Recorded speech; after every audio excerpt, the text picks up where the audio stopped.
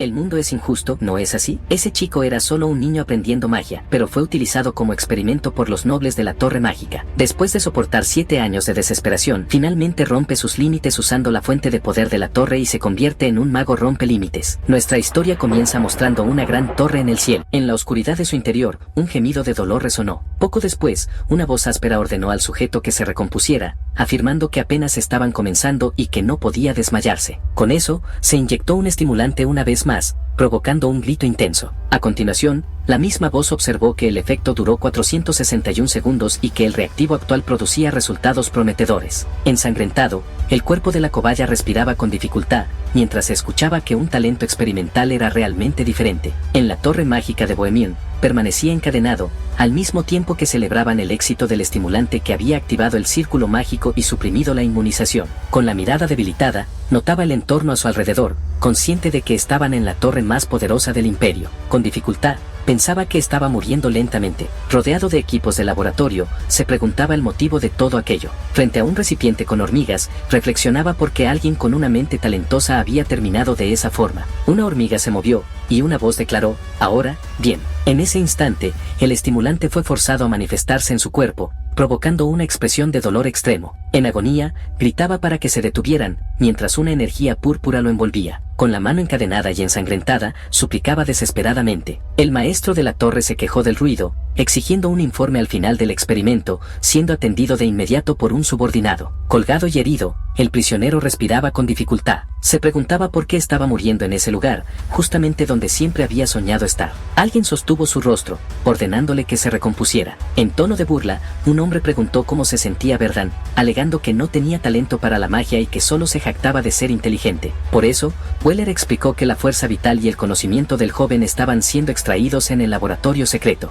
Luego, lo incitó a actuar como antes, pidiéndole que hablara como un listillo. Una voz comentó que probablemente ni siquiera lograría desmayarse en ese estado. Mientras tanto, otro preguntó si aún escuchaba algo. Weller insistió, cuestionando si estaba sordo y hacia dónde estaba mirando. En ese momento, se dio cuenta de que las hormigas experimentales estaban sueltas y reprendió a los subordinados por no contenerlas, recibiendo disculpas torpes. Irritado, los llamó idiotas y golpeó el suelo con el pie. Entonces pensó que el sujeto era como un insecto, incapaz de romper una sola cadena sin poder mágico, lo que lo convertía en un excelente espécimen de nivel S. Después, una voz reveló que Robellin, amigo de Verdan, había entrado en la torre con patrocinio para estudiar fuera, y los demás se burlaban de él por tener semejante compañía. En medio del caos, se preguntaba por qué todo aquello estaba sucediendo, mientras una hormiga aplastada yacía en el suelo. Verdan sonrió amargamente, comprendiendo toda la situación. Al verlo, los investigadores rieron y el joven intentó hablar. Weller preguntó qué estaba murmurando. En respuesta,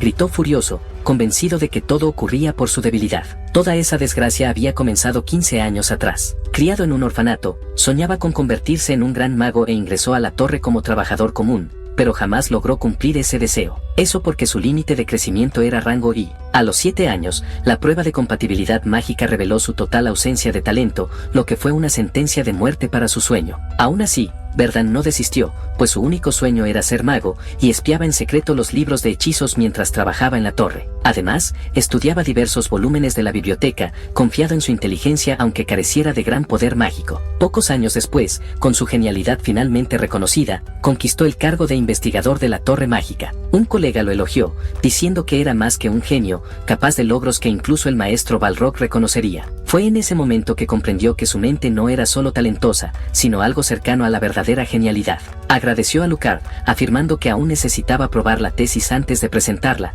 pero algo lo hizo dudar. Preguntó si era el primero a quien su colega mostraba aquello, recibiendo como respuesta que era el único con quien lo había compartido. Con el reconocimiento de su amigo más cercano, sintió que finalmente podría convertirse en un erudito de la magia, dejando atrás el pasado como simple trabajador. Entonces, declaró que la tesis era suya, relatando que había desaparecido un día antes de la presentación y que Lucard la había sometido en su propio nombre. Balrog Besias, el maestro de la torre, preguntó si él era el autor de la teoría de la continuidad multidimensional, reflexionando que no podía ignorar aquello. Tartamudeando, intentó confirmar, prometiendo explicar todo desde el comienzo, mientras el superior se mostraba sorprendido con la revelación. Quedó atónito al saber que nadie conocía su existencia entre los investigadores comunes. Lamentó amargamente haber recurrido al maestro aquel día. Con una sonrisa siniestra, Balrog ordenó que compareciera en el laboratorio en 2 días, cuando la luna estuviera cubierta. En ese instante, imaginó que, de haber huido en aquella época, habría llevado una vida normal durante los 7 años siguientes. Así fue como terminó confinado por la fuerza en el laboratorio del maestro de la torre,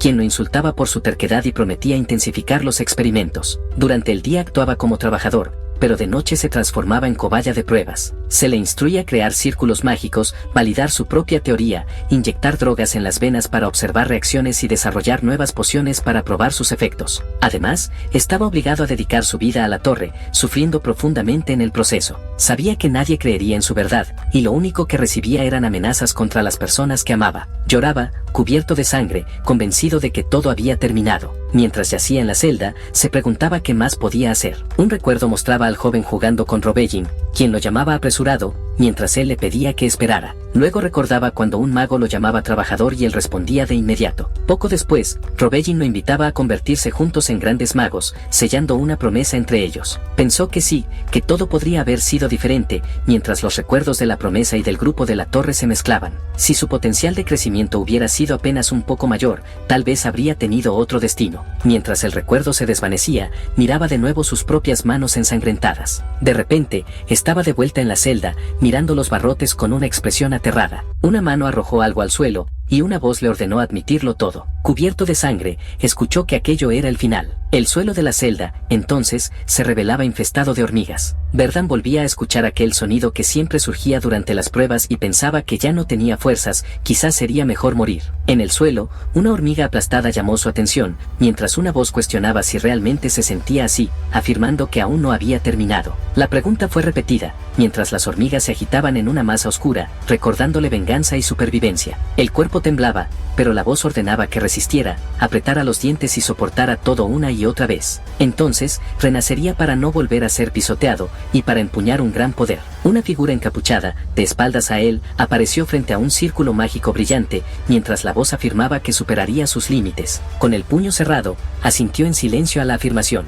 Observando la luna por la ventana, pensaba que aquello aún no había terminado. Necesitaba afilar la hoja de la venganza, perfeccionada durante 7 años, hasta que estuviera completa. Consideró que, si lograba resolver aquel último problema que aún no había descifrado, todo cambiaría. Frente a un poder mayor, comprendió que solo una mente inteligente no sería suficiente. Por eso, decidió desafiar al destino, redefiniendo la teoría y creando un método inédito de reconstrucción corporal. Así, con la mano ensangrentada, activaba la teoría que desafiaba al cielo. El círculo mágico brillaba en el suelo, indicando que al día siguiente haría algo. Herido, Verdán brilla con un aura al declarar que mañana romperá sus límites. Su mano emana una energía intensa, revelando que la teoría de reconstrucción del cuerpo fue completada al aceptar la muerte. Mientras tanto, arrodillado en la celda, piensa que ahora solo falta probar su teoría. Reflexiona que necesita un artefacto para conjurar magia solo una vez, incluso si su cuerpo, desprovisto de maná, se destroza en el proceso. Con una mirada decidida, afirma que en la noche siguiente recuperará su libertad.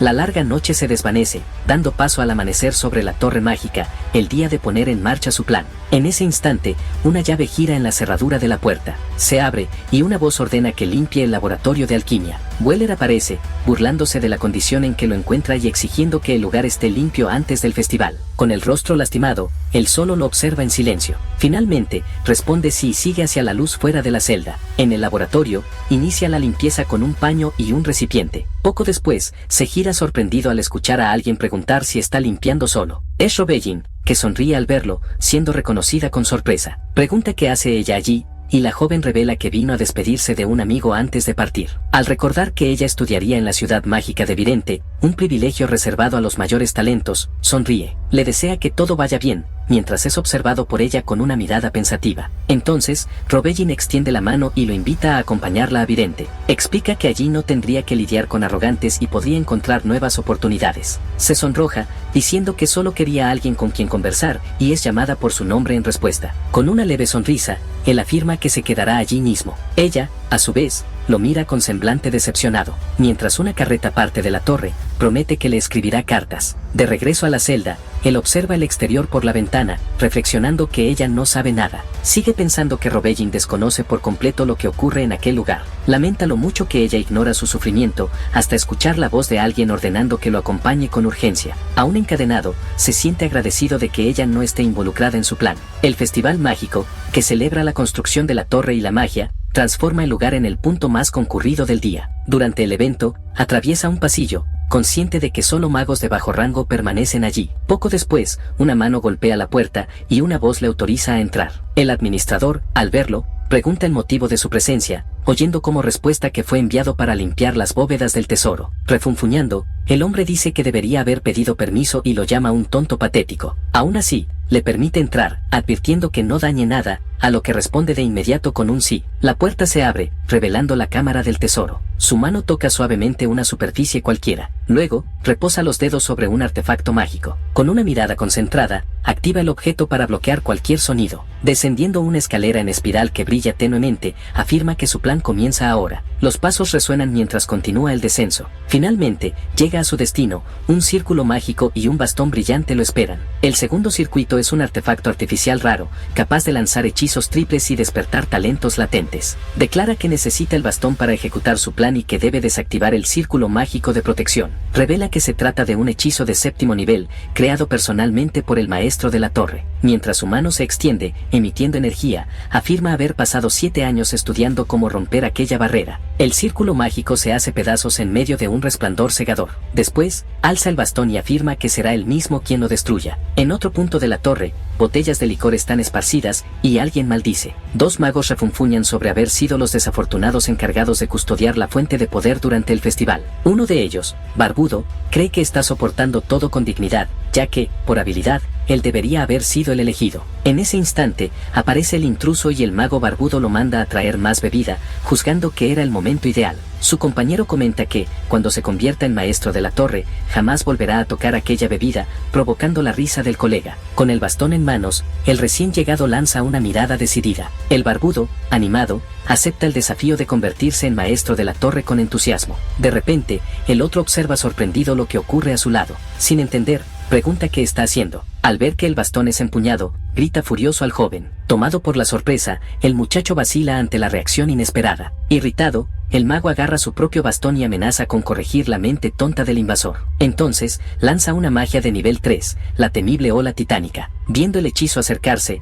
el oponente lo encara con firmeza, reconociendo el poder del ataque. En respuesta, invoca una lanza terrestre contra la magia que avanza. El mago de cabellos verdes observa, conmocionado, mientras los escombros vuelan a su alrededor. Luego, cae al suelo, gritando de dolor. Aturdido y herido, pregunta cómo alguien de rango 1 logró conjurar magia. El agresor se aproxima lentamente y pregunta si está sorprendido de ver a un sujeto de pruebas manipulando hechizos. Afirma, con voz firme, que eso es lo que sucede cuando se juega demasiado con personas como él y con la torre. En el centro de la sala, permanece erguido, mientras los 2 magos yacen caídos, ensangrentados. Alzando los ojos, reflexiona que es la primera vez que ve el corazón de la torre tan de cerca. Frente a él palpita la fuente de poder de la torre mágica, un objeto que se asemeja a un corazón vivo. Revela que tardó 7 años en alcanzar aquel punto y que usará la maná de la fuente para iniciar la técnica llamada desafiando los cielos, incluso sin saber qué ocurrirá si fracasa. Su espalda revela elaborados círculos mágicos tatuados, símbolos de una preparación extrema. Sujeta el bastón con firmeza,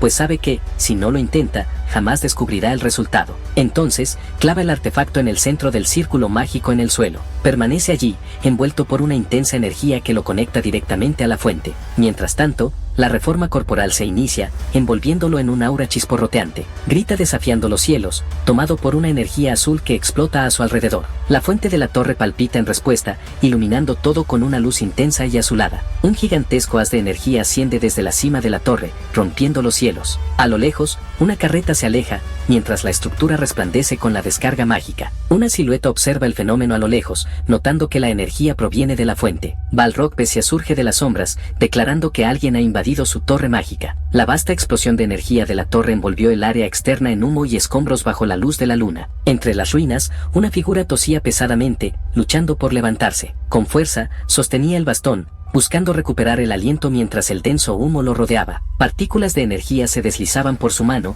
y creía que la destrucción debería haberlo eliminado todo. Aún así, se arrodilló exhausto, dándose cuenta de que el proceso había sido un éxito. De súbito, alzó la mirada y vio en el cielo nocturno una intensa luz que se aproximaba rápidamente. 3 proyectiles mágicos azules cortaban el aire en su dirección, señal de que alguien venía a su encuentro. En lo alto, rodeado de magia, surgía el maestro de la torre mágica, Balrog Besias, inmediatamente reconocido. Flotando en el aire, observaba la zona devastada con los ojos fijos, preguntándose si él había sentido el destino de sus guardianes. Extendió la mano, concentrando una intensa energía azul que comenzó a formarse alrededor de sus dedos. Una explosión condensada partió de su palma, golpeando el suelo con brutalidad. El humo se disipó parcialmente, revelando la silueta de aquel que había sobrevivido. Descendiendo con firmeza, Balrog observaba todo con una expresión cargada de furia y determinación. Sus ojos se detuvieron en un círculo mágico de teletransporte en el suelo, lo que le causó sorpresa. Apretó los dientes, incapaz de aceptar que alguien osara tocar su preciosa torre. Pisó con fuerza,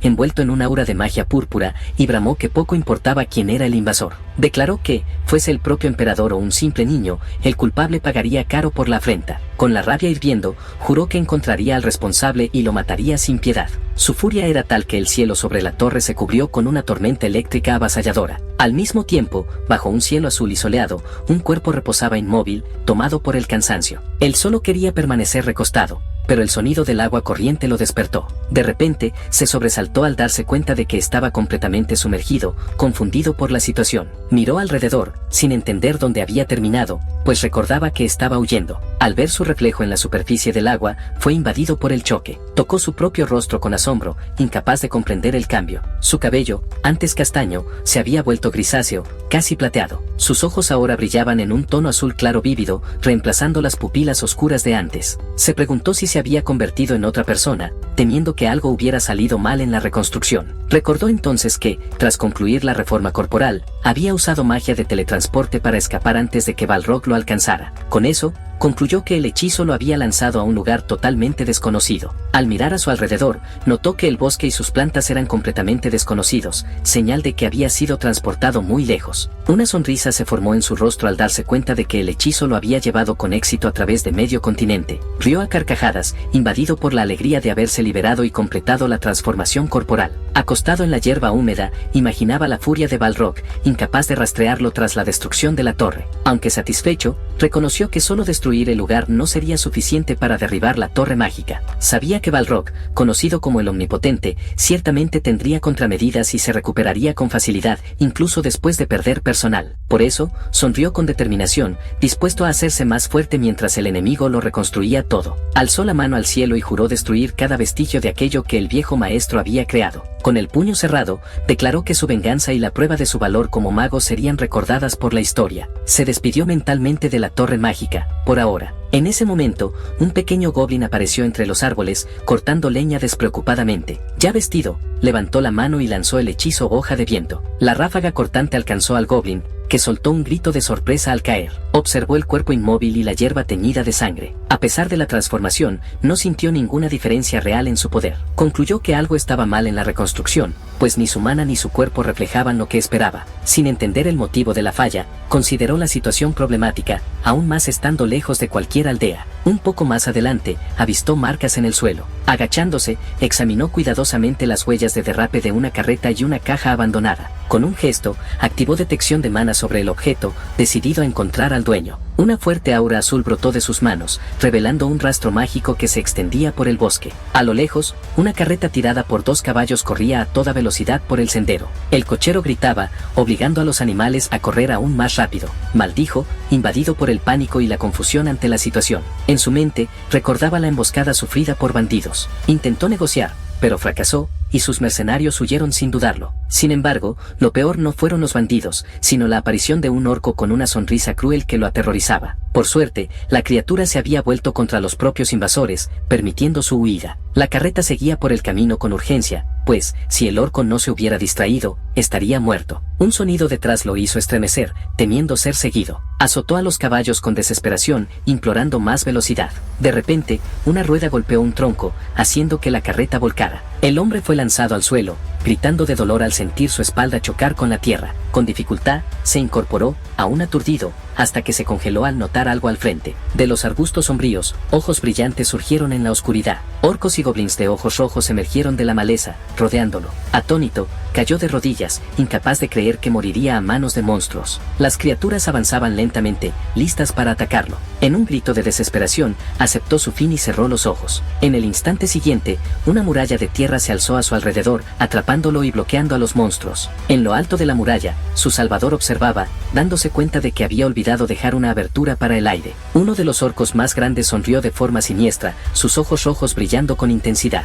Desde lo alto, evaluaba la situación, consciente de que debía actuar antes de que el hombre se asfixiara. Reunió energía en sus manos y conjuró una bola de fuego, reconociendo que aquella sería su primera batalla real. El orco rugió de rabia ante la pared de tierra, sus ojos inflamados de odio. Con una sonrisa fría, extendió sus manos en llamas, ansioso por poner a prueba de verdad sus nuevas habilidades. Verdan lanzó llamas que consumieron los árboles a su alrededor. En cuanto disparó múltiples flechas llameantes, los enemigos fueron alcanzados por el fuego. En medio de las llamaradas, un orco mayor se destacaba entre los goblins. La bestia enfurecida rugió mientras los otros caían a su alrededor. Poco después, avanzó contra el arquero, que lo observaba desde lejos. Mientras conjuraba múltiples círculos mágicos en las manos, se preparó para lanzar hechizos de fuego y viento. Con eso, activó el lanzamiento doble para intensificar los ataques. Enseguida, varias flechas de ondas de calor surgieron y alcanzaron a los goblins en el suelo. La explosión llameante consumió a los enemigos por completo. Varios de ellos se transformaron en polvo tras el impacto. En ese instante, se dio cuenta de que incluso a sí mismo sorprendía, pues antes no habría matado ni a un solo goblin. Al notar que ninguno de los monstruos había sobrevivido, respiró hondo. Pronto pensó que necesitaba sacar a Mabu de allí antes de que se desmayara, ya que sería en vano haberlo salvado. Sin embargo, una gran criatura apareció por detrás. Al girarse bruscamente, se sorprendió con la presencia inesperada. Entonces se dio cuenta de que uno de los monstruos aún seguía vivo, dejando un rastro de sangre. Después de un tiempo, el cochero siguió su viaje con su carreta por el camino. Conrad expresó su admiración, diciendo que nunca olvidaría lo que ocurrió aquel día. Afirmó que, sin ayuda, no habría sobrevivido, y preguntó cómo podría devolver la deuda. En respuesta, le dijeron que mantuviera los ojos en el camino o volcaría la carreta de nuevo, y asintió rápidamente. Curioso, Conrad preguntó si hubo peligro durante el enfrentamiento, pero el otro pensó que el hombre hablaba demasiado. Aún así, admitió para sí mismo que había sido un poco peligroso. Al notar que otro monstruo aún seguía vivo, se preparó para atacar. Un brillo azul surgió en su mano. Enseguida, un corte de viento alcanzó a la criatura, partiendo su cabeza en dos. Con una leve sonrisa, comentó que no había nada de qué preocuparse. Entonces el cochero quiso saber si aparecían ladrones por allí, y escuchó que nunca había visto ninguno. Al observar los alrededores, notó que el bosque estaba bajo el control del barón Pité. Conrad explicó que tenía conexión con el barón y que los ladrones de la zona habían sido derrotados. El viajero pensó que la suerte del cochero se había acabado, ya que el teletransporte lo había llevado directamente al territorio de Pité. Decidió entonces ocultar su identidad y fortalecerse, pues la torre mágica podía estar buscándolo. Llamado de vuelta a la realidad, se dio cuenta de que aún no se había presentado. Asher sonrió, revelando su propio nombre. Explicó que usaría Verdan solo al enfrentarse al líder de la torre mágica, mientras la propiedad del barón se avistaba. Por la noche, un hombre sorprendido le preguntó a Conrad qué le había pasado. Riendo, respondió que había perdido peso huyendo de los orcos. El hombre quiso saber si estaba bien, ya que ladrones y bestias lo atacaron, y Conrad dijo que no era culpa suya. El hombre notó a Asher, preguntando si era el mago que había salvado a su amigo, y dijo que no podía quedarse de brazos cruzados ante el Salvador. Sin dudar, lo mandó entrar en el castillo. Inclinándose, el joven agradeció por la ropa, la comida y un lugar para dormir. El barón Pité sonrió, dándole la bienvenida con cordialidad. Enseguida, se presentó como Henrod y lo invitó a sentarse. Durante la comida, preguntó si la comida le agradaba, recibiendo como respuesta un elogio entusiasta. Pronto ofreció 5 millones de monedas por la ayuda prestada, pero dijo necesitar algo importante a cambio. Con un tono directo, propuso un trabajo y garantizó una buena recompensa. Pensando en la necesidad de dinero y entrenamiento, el mago mostró interés y quiso saber más sobre la misión. Henrod explicó que se habían encontrado cuerpos y que una ciudad vecina estaba en ruinas. Continuó, revelando que se trataba de una acción de bandidos. Sin embargo, no habían dejado ninguna pista, como si los criminales hubieran desaparecido por magia. Entonces el barón especuló que tal vez tuvieran un mago entre ellos, y su invitado quiso saber cuándo comenzarían la cacería. Sonriendo con calma, El noble respondió que partirían en 4 días. En ese momento, un caballero se presentó como Enoch, el comandante de la operación. Poco después, Harris y el joven Peric también se identificaron, saludando al recién llegado. Este, por su parte, respondió educadamente, diciendo que era un placer conocerlos. Aunque la propuesta parecía inusual, consideró la oportunidad valiosa, ya que podría pagar su estadía, mientras el anfitrión negaba cualquier intención de explotarlo. Curioso, el mago preguntó a Enoch si los demás también formarían parte de la misión y recibió la confirmación de que todos eran aventureros. El comandante explicó que el grupo se había formado por causa de rumores sobre un orco extraño. El pago por la caza era alto, lo que atrajo incluso a veteranos de rango oro. Estos aventureros son capaces de usar energía y, según rumores, pueden cortar montañas. Caminando en medio de los pensamientos, el joven se preguntaba por qué aún necesitaban de él con 3 caballeros experimentados en el grupo. En ese momento, Enoch pidió su ayuda para confirmar si realmente había un mago entre los enemigos, lo que generó otra pregunta: ¿por qué era el esencial? El comandante explicó que magos de nivel 2 son equivalentes a caballeros, pero sus hechizos a distancia dificultan la aproximación. Enseguida, reaccionó sorprendido, dándose cuenta de que aquello sería un gran problema. Mientras tanto, el mago se detuvo, observando el entorno silencioso del bosque. Apuntando a un círculo mágico al frente, comenzó a prepararse para disiparlo. De repente, varios círculos rojos surgieron en respuesta. El equipo se sorprendió con la aparición repentina de la magia, cuestionando su existencia dentro del territorio controlado. Con calma, explicó que el hechizo detectado era un camuflaje y la barrera, una advertencia. Entonces pidió que todos retrocedieran para que pudiera desactivarla con seguridad. Un brillo azul envolvió su mano mientras atacaba el nuevo círculo rojo. Enoch, atento, observaba cada movimiento con asombro. Internamente, se preguntaba cómo aquel mago conseguía deshacer encantamientos tan complejos con tanta facilidad. Los exploradores son miembros de gremios que aceptan misiones por todo el continente. La muerte los acompaña constantemente, pero la habilidad puede traer riqueza y fama. Sin embargo,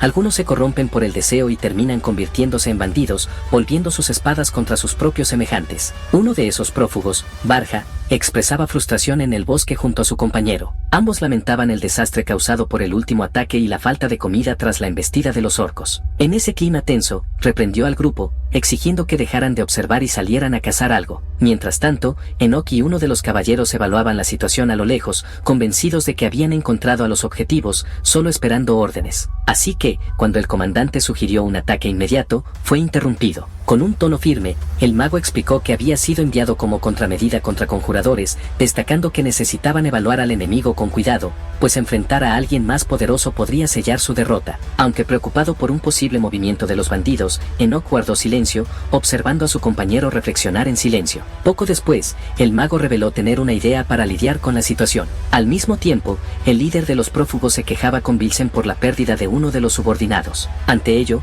el aliado lo instó a pensar en una alternativa.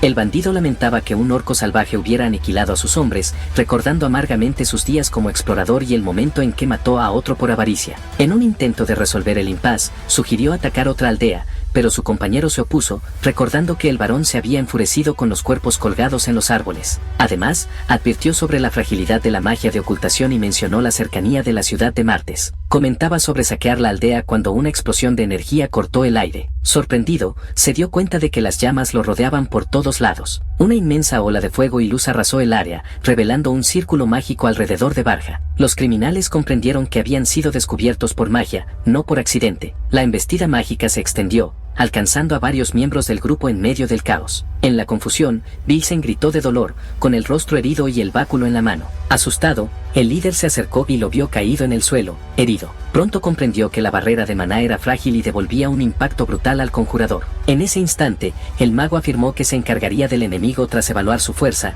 siendo escuchado con atención por el comandante. Furioso, el jefe de los bandidos gritó que el varón quería verlos muertos por haber contratado a un mago. Decidido, afirmó que los planes del noble no se concretarían y avanzó con un ataque feroz. Las espadas de él y de Enoch se encontraron en un choque metálico. Tomado por la furia, prometió enviar las cabezas de los oponentes al varón como represalia. El caballero solo rió ante la amenaza, desafiándolo a cumplir su palabra. Mientras tanto, Bilsen intentaba escapar, pero fue interceptado por el enemigo, que levantó una pared de tierra frente a él. Sorprendido, El fugitivo notó que, incluso siendo apenas un mago de segundo círculo, el oponente conseguía perseguirlo sin usar vuelo. Entonces, el perseguidor le preguntó por qué permanecía en el lugar, viéndolo preparar una respuesta mágica: flechas múltiples de hielo. Las flechas múltiples de hielo acertaron de lleno, y el oponente creyó que eso sería suficiente para matar a un simple mago de segundo círculo. Sin embargo, envuelto en llamas, el joven conjurador preparó su contraataque con flechas múltiples de llamas. Poco después, los dos hechizos colisionaron con fuerza, generando una explosión violenta de energía mágica. Cuando el humo finalmente se disipó, se reveló un gran cráter bajo el cielo teñido por el atardecer.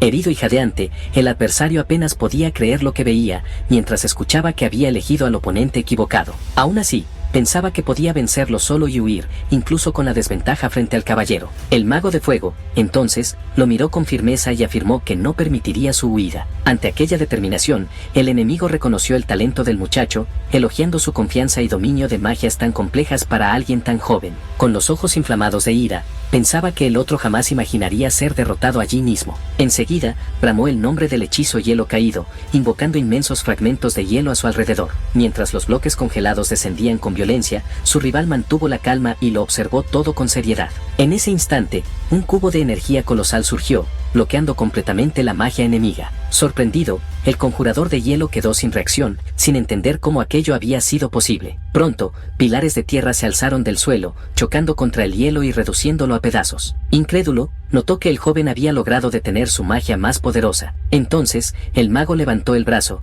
invocando lanzas de tierra que rodearon el campo de batalla. Su mano brilló intensamente, preparándose para el golpe final. A continuación, su técnica hizo que las ramas espinosas destrozaran los restos de hielo en el aire. Atónito, el adversario apenas podía aceptar que un simple mago de segundo círculo estuviera utilizando hechizos de tercero. Viendo eso, escuchó un desafío: que adivinara cómo era posible. Al percibir los 4 atributos elementales en uso, finalmente comprendió que había sido engañado desde el inicio. Sin fuerzas, cayó al suelo, derrotado, encarando a aquel que lo había superado. Mientras el sol se ponía, el vencedor permaneció de pie, observando el cuerpo caído a sus pies. Reflexionó que su llegada había valido la pena, pues había aprendido algo valioso sobre enfrentar magos. Con una leve sonrisa, miró el suelo con satisfacción tras el duro combate. De repente, un brillo singular llamó su atención: un collar con un colgante inusual relucía en el cuello de una criatura. Un orco colosal y amenazador se alzó en medio de los cuerpos y la sangre esparcida por el campo. 2 días antes de la expedición, el personaje creó un remedio experimental con ingredientes de la torre mágica,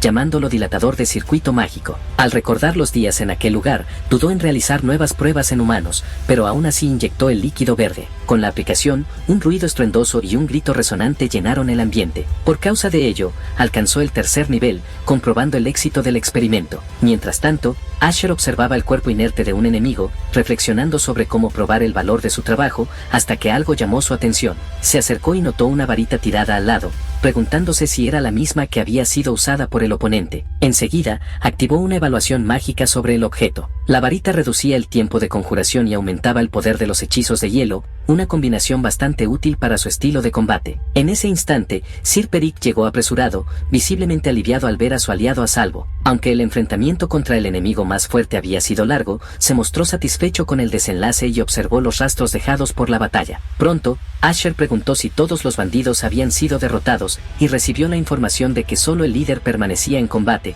siendo enfrentado por Enoch. Mientras se preparaban para regresar, el caballero pidió permiso para hacer una pregunta. Ante ello, cuestionó qué se haría con las pertenencias de los enemigos derrotados. Entusiasmado, explicó que el líder había permitido que tomaran cualquier objeto de interés, siempre que no fuera algo esencial para el grupo. Pensando en el barón Pité, Asher concluyó que la varita sería muy bien aprovechada en sus manos. Poco después, recibió elogios de otro caballero, quien le agradeció por haber evitado más pérdidas, y respondió diciendo que había sido una experiencia valiosa. Mientras tanto, uno de los bandidos atados quedó en shock al descubrir que Bilsen había sido asesinado, considerándolo imposible. La desesperación lo dominó al imaginar que sería llevado ante el líder y ejecutado, algo que se negaba a aceptar. Por ese motivo, decidió que necesitaba huir. En ese momento, Asher y el caballero que lo acompañaba solo observaban. Apenas avanzó, el prisionero atacó a uno de los guardias con ferocidad. Con rabia, gritó que se apartaran de su camino. Pensaba que, sin la magia de Bilsen, no podría romper las defensas enemigas, quedándole solo una salida. Poco después, prometió matar al caballero, robar su caballo y escapar de allí, abalanzándose contra él. La tensión era evidente, sujetaba el cuchillo con fuerza, dominado por la la desesperación. En el mismo instante, el caballero bloqueó el golpe con su espada. Como resultado, el atacante reaccionó sorprendido, sin imaginar que su plan sería frustrado tan rápidamente. Así, el bandido fue arrojado al aire, completamente atónito por lo ocurrido. Mientras caía, vio su espada volar lejos, dándose cuenta demasiado tarde de que la había soltado. Enseguida, se estrelló contra el suelo y fue contenido por 2 soldados, mientras era reprendido por el caballero por haber tirado su arma y no mostrar orgullo alguno. El guerrero sonrió, ironizando sus palabras. Dijo que el orgullo es algo reservado solo para los que aún están vivos. Poco después, pidió disculpas a su compañero por mostrar una escena tan desagradable. Enoch explicó que no acostumbraba a luchar de esa manera, pero lamentaba no haber tenido tiempo para ser más cuidadoso. Asher, por su parte, elogió el desempeño del compañero. Curioso, preguntó por qué había perdonado a los bandidos. En respuesta, el otro comentó que había oído decir que entre ellos había rostros conocidos. Explicó además que podrían ser sobrevivientes de un ataque a la ciudad, y que serían llevados al castillo para confirmar sus identidades antes de que se decidiera el destino de cada uno. En ese momento, un soldado dio la orden para que todos se prepararan para el retorno, además de movilizar a los prisioneros. Pronto, arrastró a uno de los atados, que resistía con fuerza. Otro bandido, también preso, intentó huir desesperado, temiendo morir de esa forma, pero fue impedido por una orden firme. Mientras el fugitivo se debatía, el soldado prometió que se ocuparía de él. En ese instante, Asher intervino y pidió que esperaran, sintiendo que algo no estaba bien. El bandido suplicaba ayuda, mientras ambos escuchaban sus gritos desesperados. De repente, un brillo rojo envolvió el cuerpo del soldado, quien preguntó si alguien más sentía el olor a sangre. Mientras el grupo mantenía la atención, algo fue lanzado en dirección al guardia. Enseguida, se protegió instintivamente. Poco después, una cabeza rodó por el suelo, dejando un rastro de sangre grotesco. La escena causó espanto en el grupo, que se preguntaba qué podría ser aquello. Algunos sospecharon que fuera un orco, pero no podían creerlo. Asher consideró la hipótesis y cuestionó si realmente era un orco. Reflexionó que quizá los aventureros anteriores no habían conseguido derrotarlo. Con un escalofrío, percibió que sentía decenas de presencias semejantes a aquella criatura, entendiendo que no estaban lidiando solo con una. Pronto concluyó que aquel ser debía ser el líder de las bestias. Era parecido a algo que ya había enfrentado, con la boca en forma de sonrisa y un tamaño colosal. Por su porte, dedujo que la criatura había evolucionado. Enseguida, los orcos comenzaron a moverse, lanzándose al ataque contra el grupo. Enoch rápidamente ordenó que todos adoptaran formaciones defensivas y se concentraran primero en los goblins, dejando al orco principal para después. Poco después, avanzó contra una de las criaturas y lanzó un ataque directo. Sintió el impacto con fuerza y reaccionó con dolor. En ese momento, el orco se preparaba para aplastarlo bajo sus pies. Sin embargo, aventureros cercanos realizaron un contraataque y lograron empujar al monstruo hacia atrás. Aún así, Enoch aprovechó la abertura y asestó un golpe certero con su espada. Con un movimiento firme, retiró la hoja, causando un sangrado intenso. Enseguida, el orco cayó al suelo, mientras el grupo comenzaba a retroceder. La criatura sintió el dolor y la sangre escurría de su boca y de su pecho. En la secuencia, agarró a un pequeño goblin con las manos. Mientras tanto, los soldados observaban en shock a la criatura devorando al aliado menor. Poco después, escupió un hueso cubierto de sangre. Enseguida, se levantó nuevamente, envuelto por un aura amenazadora. Fue entonces cuando Enoch se preguntó si el orco se había curado devorando a uno de los suyos. Con una mirada grave, concluyó que no regresarían en paz de allí. Enoch gritó para que todos se prepararan para la lucha, mientras el orco se erguía de forma amenazadora. Enseguida, la criatura lanzó su espada en un ataque rápido e inesperado. Pronto, Harris percibió la hoja pasando peligrosamente cerca de su rostro. Sin embargo, consiguió bloquear el ataque, aunque se preguntaba por qué el enemigo habría lanzado el arma de esa forma. Con el impacto, su espada fue partida en pedazos por la fuerza bruta del arma enemiga.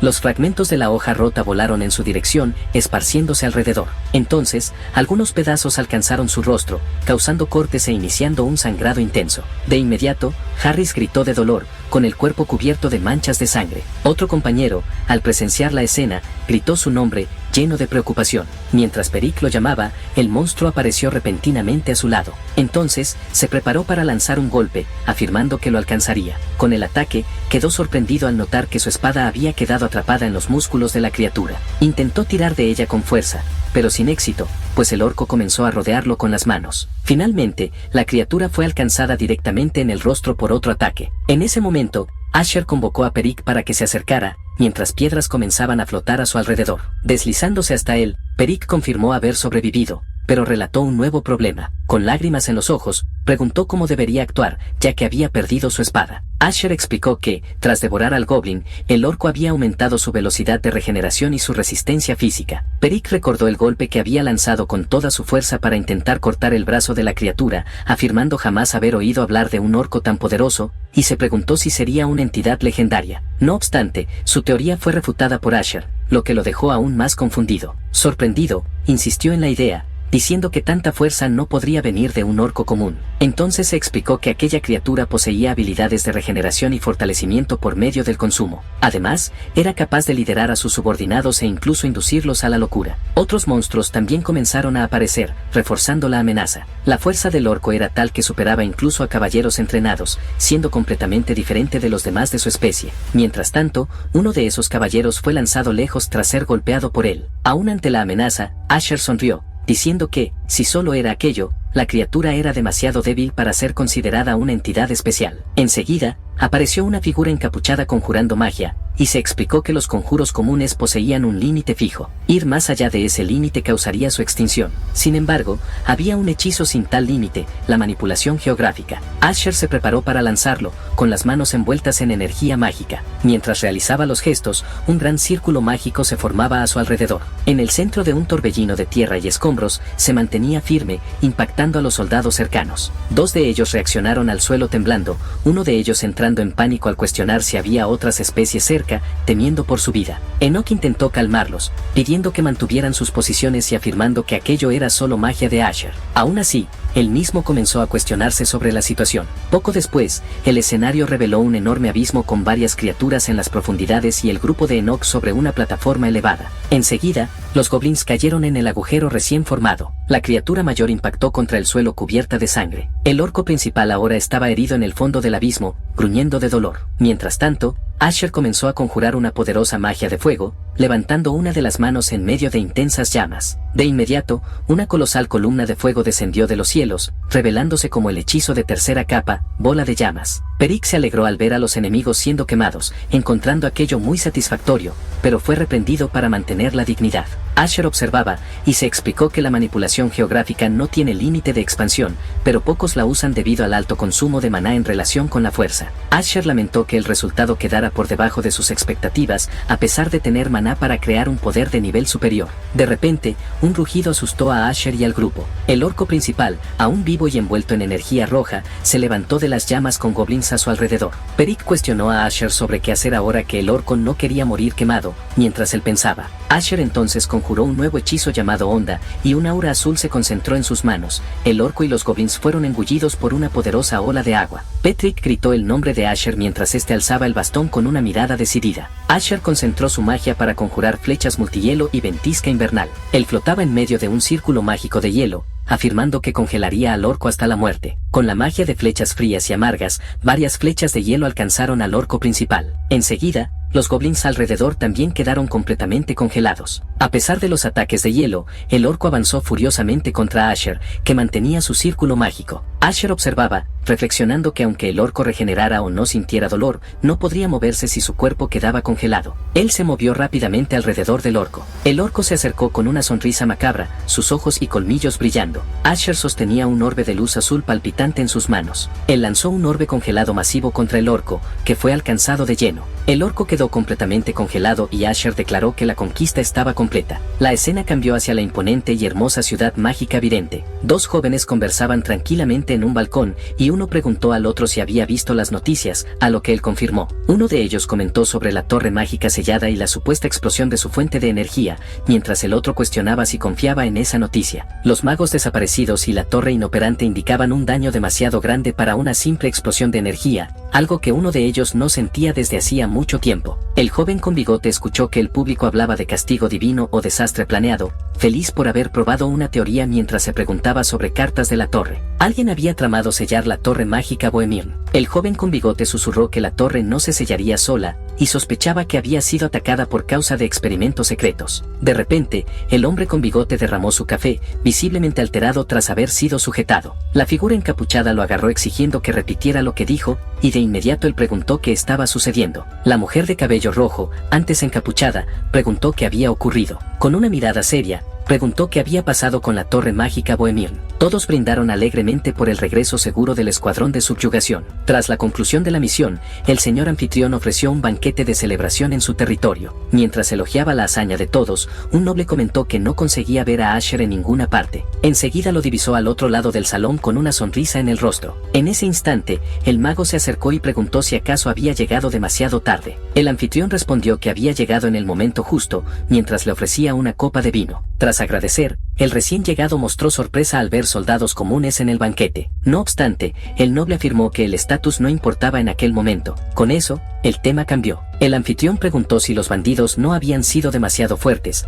lo que fue confirmado de inmediato. Reflexionando sobre ello, el mago comentó que, con tal nivel de habilidad, los criminales podrían haber seguido otros caminos. El otro concordó, mencionando que la investigación de su asistente tal vez ayudara a esclarecer mejor la situación. Poco después, el subordinado reveló que los enemigos eran criminales y antiguos aventureros de rango oro. Después de que uno de ellos matara a un compañero, el grupo huyó y terminó formando una cuadrilla. Al leer el informe, Asher entendió por qué la recompensa era tan alta. El nivel de amenaza de ellos lo justificaba todo. Comprendiendo la razón detrás de la satisfacción de Pité, concluyó que las bajas habrían sido severas sin su intervención. De repente, notó la mirada extraña del anfitrión y preguntó por qué lo observaba de esa manera. El noble explicó que no solo había derrotado a los bandidos, sino también a los semihumanos, dejándolo orgulloso. Enseguida se recompuso, culpando al vino por su súbita emoción. Entonces anunció que, gracias al mago, fue posible rescatar a los aldeanos y honrar a las víctimas. Con eso, propuso un brindis al héroe que salvó su territorio. Todos en el salón levantaron sus copas y jarras en un animado brindis al responsable de la victoria. El banquete continuó con una atmósfera muy diferente a la de la Torre Mágica. Allí,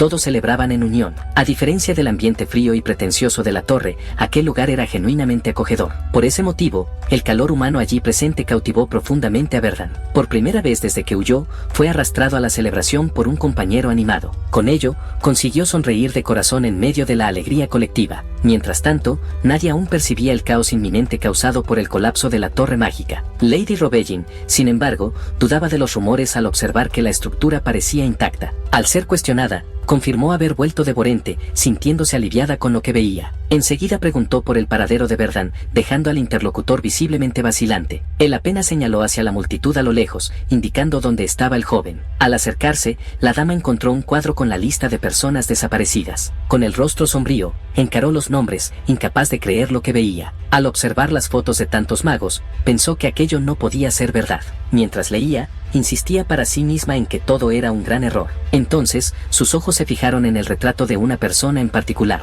Era el informe de Verdan, declarándolo desaparecido en la sala de energía. En ese instante, recordó el momento en que él fue felicitado por la oportunidad de estudiar en el extranjero. Después recordó la conversación seria que tuvieron justo después. Ese día, Verdan le dijo que, al final, había decidido permanecer en la torre. Con eso, Robegin se dio cuenta de que aquella había sido la última vez que lo vio. El dolor de la pérdida la dominó por completo, haciéndola cubrirse el rostro en desesperación. Pronto, la desesperación se transformó en furia, pues se negaba a aceptar la separación. Mientras pensaba en cómo él era un amigo querido, su energía mágica estalló. De repente, una voz firme dijo que era suficiente, mientras una mano tocaba su cabeza. Al mirar hacia arriba, vio a Sir Valdek y lo llamó por su nombre, aún entre lágrimas. Todavía conmovida, preguntó qué exactamente había sucedido en la Torre Mágica. El caballero explicó que la fuente de energía enloqueció durante el festival y eliminó a todos los magos de guardia. Además, contó que años de investigación fueron borrados y que el círculo mágico de la bóveda había sido dañado. Con eso, todo el contenido almacenado, incluidos libros y artefactos, se perdió en un daño incalculable. Valdek entonces reveló que la pérdida más lamentable, sin embargo, había sido otra. Era el sujeto experimental 77, cuyo cerebro podría haber restaurado los registros perdidos. Aún así, afirmó que al menos todavía podían vengarse, pues habían encontrado una pista sobre el culpable. Robegin enseguida quiso saber de qué hablaba, y el caballero explicó que alguien desapareció antes del incidente. Tras usar los recursos de la torre para rastrear a esa persona, le mostró lo que encontró. Al recibir el objeto, ella lo reconoció de inmediato como el símbolo de la hora oscura. Quedó confundida, pues se trataba de un grupo que buscaba dominar el mundo a través de la magia. Valdek admitió no saber cómo se infiltraron, pero aseguró que estaban involucrados en el desastre. Para vengar a los que murieron, anunció la creación de un escuadrón de exterminio y ofreció una plaza a la maga. En respuesta, ella solo apretó el puño con fuerza, que brilló con una energía intensa. Al ver su expresión decidida, él entendió que la decisión ya estaba tomada. Unos días después, en el gremio de aventureros del territorio de Pité,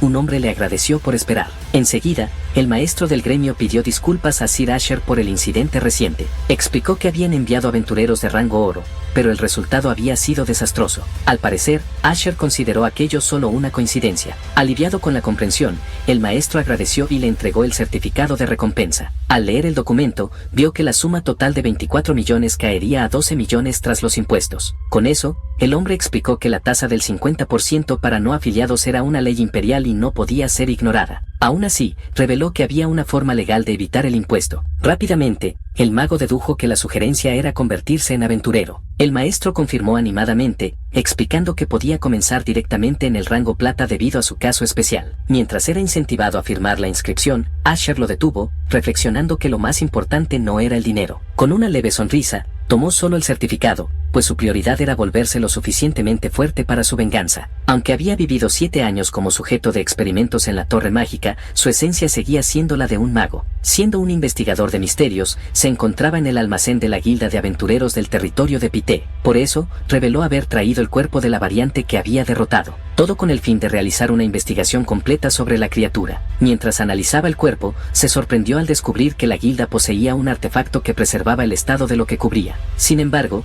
el fuerte olor lo incomodaba, ya que la condición del cadáver estaba lejos de ser ideal. Al inspeccionar al orco, notó que las pupilas rojas y la piel enrojecida no eran inusuales, pero la boca rasgada y el físico imponente de la criatura destacaban en comparación con otros especímenes. Con ello, concluyó que esas características indicaban una mutación, no una evolución hacia una especie superior. Aún así, algo lo dejó pensativo, pues ese análisis parecía incompleto. Después de todo, la mutación no explicaba la regeneración de la criatura ni su fuerza monstruosa. De repente, su atención fue atraída por un detalle que antes había pasado desapercibido. Pronto percibió que el monstruo tenía una cicatriz. Entonces reflexionó que el poder regenerativo del orco, capaz de restaurar carne quemada, no había curado esa herida. Siendo así, la criatura solo pudo haber adquirido sus habilidades regenerativas después de recibir esa cicatriz. Concluyó que la marca era fruto de una incisión hecha para conceder poderes a un semihumano. Como la única manera conocida de lograrlo era a través de la evolución, esa deducción lo preocupó profundamente. De este modo,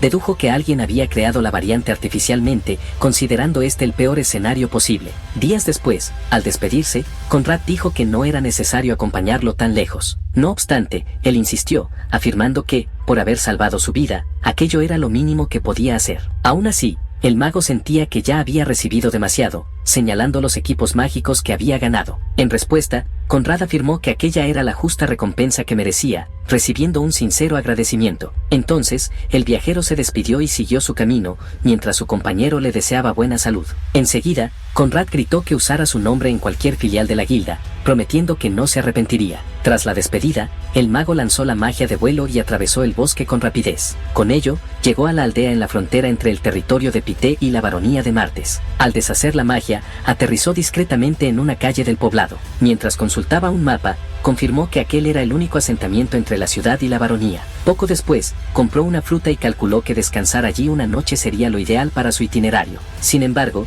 al probar el alimento, percibió algo extraño y murmuró con irritación. Al oír una conversación cercana, identificó una oportunidad de obtener información y decidió escuchar mejor. Con ello, usó la magia susurro del viento y descubrió que el mayor problema actual eran los goblins. Uno de los aldeanos se quejaba de que los monstruos se habían llevado su ganado, obligándolos a pagar caro por aventureros. Mientras otro intentaba calmarlo, él escuchaba y se preguntaba qué estarían haciendo goblins en esa región. Después de todo, son plagas que comienzan con pequeños robos, pero en manadas pueden atacar aldeas enteras. Considerando que llamar aventureros era la respuesta estándar, arrojó el resto de la fruta con desdén. Poco después, la conversación cambió hacia un rumor sobre un monstruo en el bosque, despertando aún más su interés. Incluso con la orden del jefe de la aldea de guardar silencio, uno de los hombres se preparó para contar la historia. Comenzó relatando que, hacía pocos días, un cazador había entrado en el bosque para revisar sus trampas, como de costumbre. Entonces oyó el grito de un jabalí y se giró para ver qué estaba sucediendo. Allí encontró a un goblin de boca rasgada, más grande que un orco, devorando ferozmente al animal. Mientras los aldeanos discutían asustados, el mago deshizo la magia discretamente con un chasquido de dedos. Reflexionando sobre la información inesperada que acababa de escuchar, pensó en el goblin de boca rasgada. Con una leve sonrisa, concluyó que aquello difícilmente podía ser solo una coincidencia. Así, dirigió su mirada hacia las montañas, ahora con su próximo destino definido. En ese instante, una lanza mágica voló a gran velocidad por el bosque. Enseguida, impactó de lleno en el ojo de un goblin explorador. El cuerpo de la criatura cayó pesadamente, mientras dos aventureros observaban la escena desde un arbusto. Con el acierto, Myrna se jactó de su mejora ante su compañero Toque. Sin embargo, él la reprendió por alardear de un objetivo fácil y le recordó que aún estaban en misión. Poco después, la líder del grupo, Iris, preguntó al explorador Mail si había encontrado alguna señal de goblins. Entonces, él señaló una caverna cercana, indicando que parecía ser la guarida de los monstruos. Al observar mejor, notaron que los tótems de huesos indicaban la presencia de hobgoblins, una especie superior. Con ello, Iris ordenó destruir los tótems y señales antes de entrar, recibiendo la aprobación del grupo. Enseguida, conjuró una magia para encantar la visión de sus compañeros. Myrna, sorprendida, percibió que podía ver perfectamente en la oscuridad. Iris confirmó que, con ello, no necesitarían antorchas, siendo elogiada por su confiabilidad como líder. Después de prepararse, los aventureros avanzaron hacia la entrada de la caverna. No obstante, la líder se detuvo de repente, lo que llevó a Myrna a preguntar, confundida, qué ocurría. Aunque dijo que no era nada, Iris sintió una leve presencia de maná y permaneció atenta. A lo lejos, el bosque continuaba silencioso, ocultando la presencia de alguien. Mientras tanto, un movimiento entre los arbustos revelaba que habían estado siendo observados todo el tiempo. Dentro de una caverna oscura, una fuente de luz indicaba el camino más profundo. Un poco más adelante, algunos goblins realizaban un ritual alrededor de una fogata. De repente, uno de ellos no notó un brillo que provenía de la oscuridad del túnel. En el instante siguiente, una flecha atravesó la cabeza de una de las criaturas, para sorpresa de la que estaba a su lado. Con eso, los aventureros avanzaron rápidamente al combate. En ese momento, los dos guerreros entraron en la lucha, cortando a los goblins con sus espadas. Mientras tanto, la arquera comentó que todo parecía ir bien, pero la maga la advirtió que no bajara la guardia. Después de la pelea, el grupo se reunió para observar el pasaje oscuro justo enfrente. En esa hora, Myrna se ofreció para explorar el camino, mientras Iris le pidió que tuviera cuidado y enviara una señal. Al avanzar, la joven encontró un sendero lleno de cuerpos de goblins esparcidos por el suelo. De súbito, su expresión se volvió seria. Entonces, el espadachín preguntó qué ocurría, y ella respondió que acababa de escuchar algo extraño. De las sombras, una silueta desconocida se reveló lentamente. Enseguida, una criatura enorme se levantó del suelo. Con asombro, todo el grupo se giró para encarar la figura que surgía ante ellos. En ese instante, todos entendieron que se trataba de un goblin gigante y mutante no descrito en la misión. Con el arma en mano, Iris anunció que se concentraría en derribarlo y explicó el plan. Así,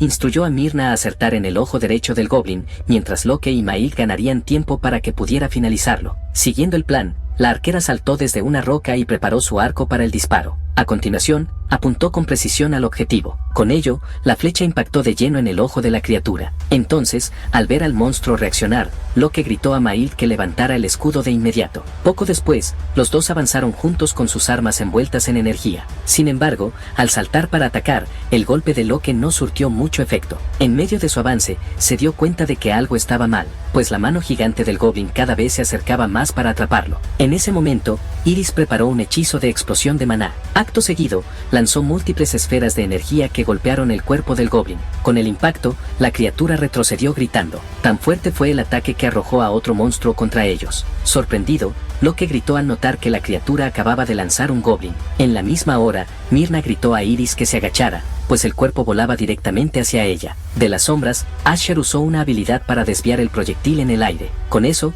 una ráfaga de energía golpeó al goblin en pleno vuelo, cambiando su trayectoria. Poco después, el proyectil se estrelló contra la pared de piedra, justo al lado de la maga. Caída en el suelo, ella observó la mancha en la pared. Al mismo tiempo, una nueva flecha fue disparada a gran velocidad. Esta vez, el disparo alcanzó precisamente el otro ojo del goblin gigante. Con el impacto, el monstruo finalmente cayó al suelo, derrotado. Enseguida, el grupo corrió a verificar a Iris, y ella respondió que estaba bien. Aún confundida, la joven comentó que la trayectoria del goblin cambió en el aire, salvándola del impacto directo. Por fin, Loke sugirió que todos regresaran a la aldea para recibir la recompensa, ya que la misión estaba completa. Escondido una vez más, Asher observó al grupo partir y comentó que era bueno que nada peor hubiera ocurrido. Cerca del cuerpo del goblin, reveló que había seguido al grupo de forma invisible para observar a uno de los especímenes. Así, concluyó que, aunque todos los otros especímenes que había encontrado tenían una sonrisa rasgada, aquel goblin era de un tipo diferente. Entonces entendió que, a diferencia de las otras variantes,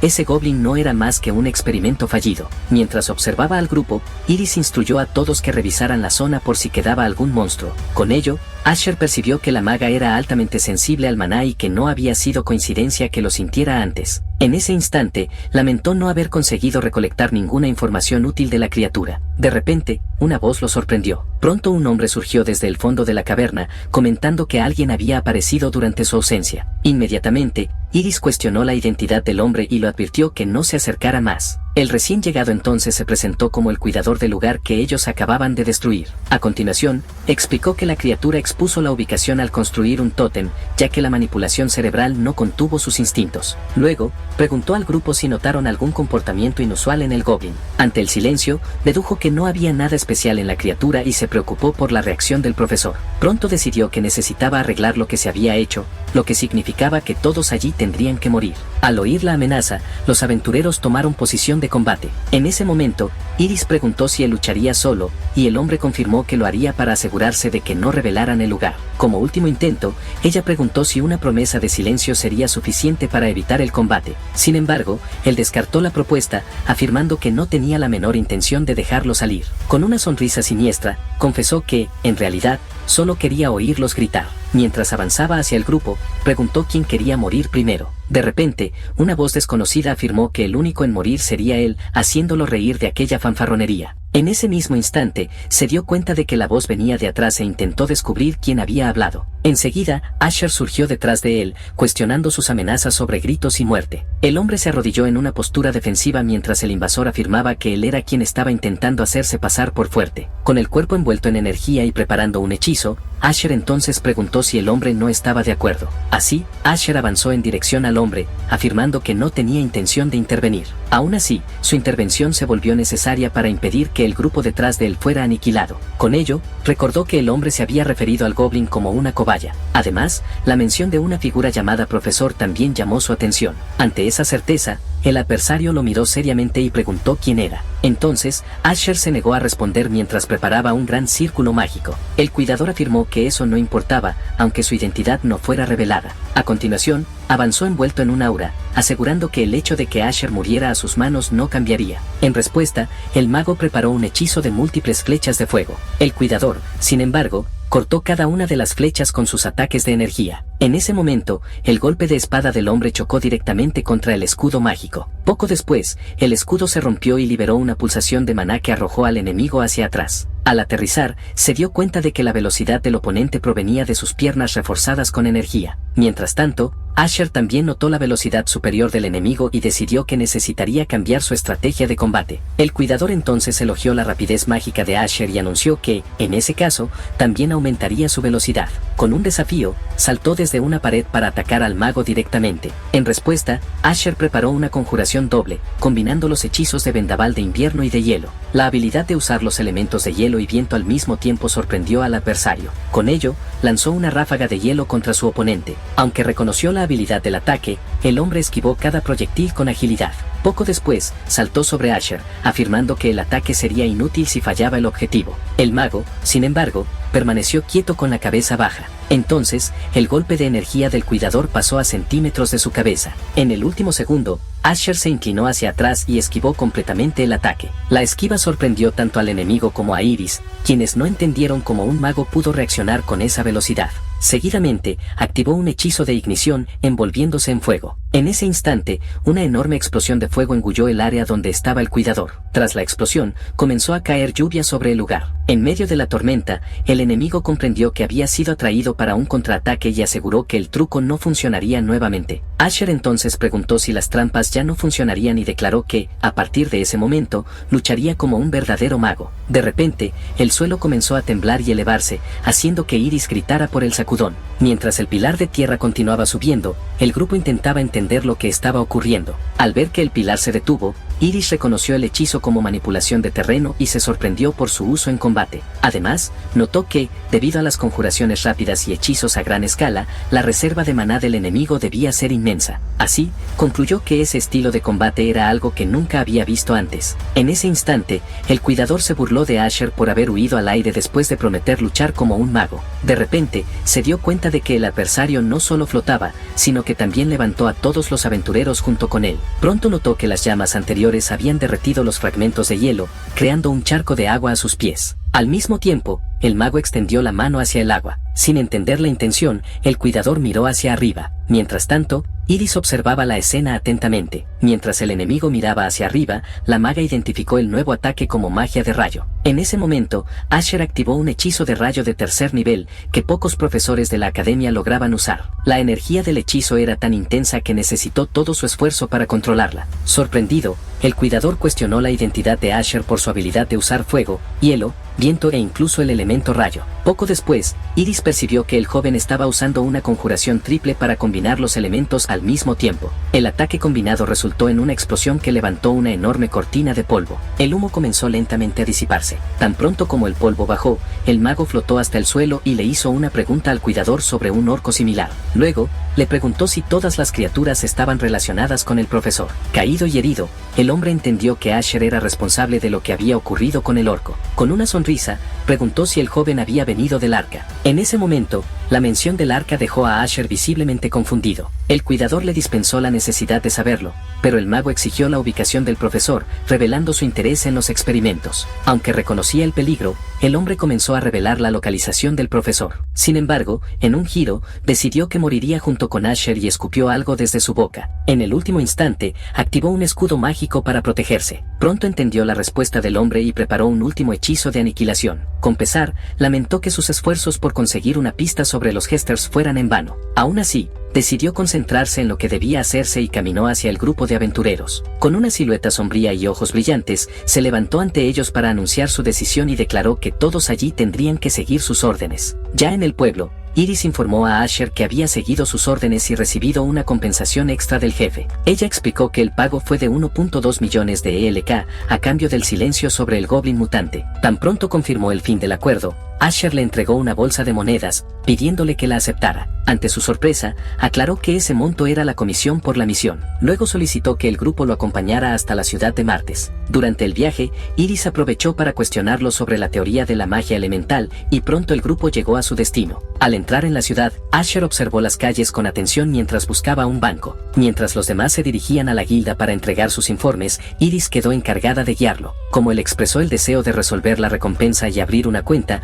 ella sugirió que fueran primero al ayuntamiento. Convencida, asumió el liderazgo, afirmando conocer Martes muy bien. Desde lejos, el resto del grupo comentó sobre cómo la líder parecía tranquila, incluso después de lo ocurrido en la cueva. El primer destino fue el ayuntamiento de Martes, responsable de administrar las recompensas. En la entrada, un guardia intentó detenerlo por no poseer una identificación verificable. La situación se resolvió cuando presentó la garantía del barón Pité. Dentro del edificio, un oficial lo recibió con entusiasmo, declarando ya haber oído hablar de sus logros. La gratitud se debía a que su familia vivía en el territorio del barón, quien fue protegido por Asher contra los bandidos. De manera inesperada, el hombre aún le concedió un nuevo documento de identidad. Gracias a esto, pudo abrir su cuenta bancaria sin dificultades. Todavía poseía la antigua cuenta en Viente, pero sabía que su uso podría atraer la atención del maestro de la torre. Con esto en mente, prefirió mantener cautela. A continuación, visitó una herrería, pidiendo que su arma fuera transformada en bastón. El herrero estipuló 3 días para concluir el trabajo y le entregó un bastón temporal. Mientras caminaban, Iris quiso saber por qué él tenía preferencia por ese tipo de arma, y la respuesta fue que se había acostumbrado a las escobas. Poco después, llegaron a la biblioteca pública de Martes. Curiosa, la maga preguntó si él buscaba libros de encantamiento, pero advirtió que tal vez no fueran compatibles con su nivel. Él respondió que los básicos serían suficientes, y ella quiso saber cuántos pretendía llevar. Para su sorpresa, Asher afirmó que quería todos. En la gran sala de lectura, el bibliotecario intentó intervenir al notar la pila de libros reunida. Asher solicitó que el valor fuera debitado de su cuenta y que los volúmenes fueran entregados en su hotel. Con la confirmación, el bibliotecario celebró la mayor venta en la historia del lugar. Al final del día, Iris descansaba exhausta sobre la mesa mientras él permanecía concentrado en un libro. Recuperando el aliento, ella preguntó si ya lo había llevado a todos los lugares deseados. Él confirmó que eso era suficiente por ese día, dejándola sorprendida con la respuesta simple. Poco después, Iris se dio cuenta de que nunca le había preguntado su nombre y decidió hacerlo. Detrás del libro, él se presentó como Asher, pero dijo que ella podía llamarlo como quisiera. Ella aceptó la sugerencia y pidió que conversaran de manera más casual. Aprovechando la oportunidad, Iris finalmente quiso saber el motivo de su presencia en la cueva. La pregunta lo dejó pensativo, sin una respuesta inmediata. Tras reflexionar, decidió dar una excusa vaga, diciendo que estaba persiguiendo a ese hombre. Ante eso, ella pareció comprender la situación. Luego recordó las preguntas hechas sobre el profesor dentro de la cueva y comenzó a unir las piezas. Asher comentó que, aunque no había conseguido mucho, el día ya había sido suficientemente largo para que ella descansara. Aún así, Iris se ofreció para acompañarlo, ya que era nuevo en la ciudad, pero él rechazó la oferta. En la calle, ella se despidió con un buenas noches, afirmando que lo vería al día siguiente. Al alejarse, celebró discretamente el fin de un largo día de trabajo. Poco después, se dejó caer en un banco, murmurando que él era realmente un hombre extraño. Reflexionando, reconoció su maestría mágica, capaz de manipular todos los atributos elementales con una reserva de maná inmensurable. Además,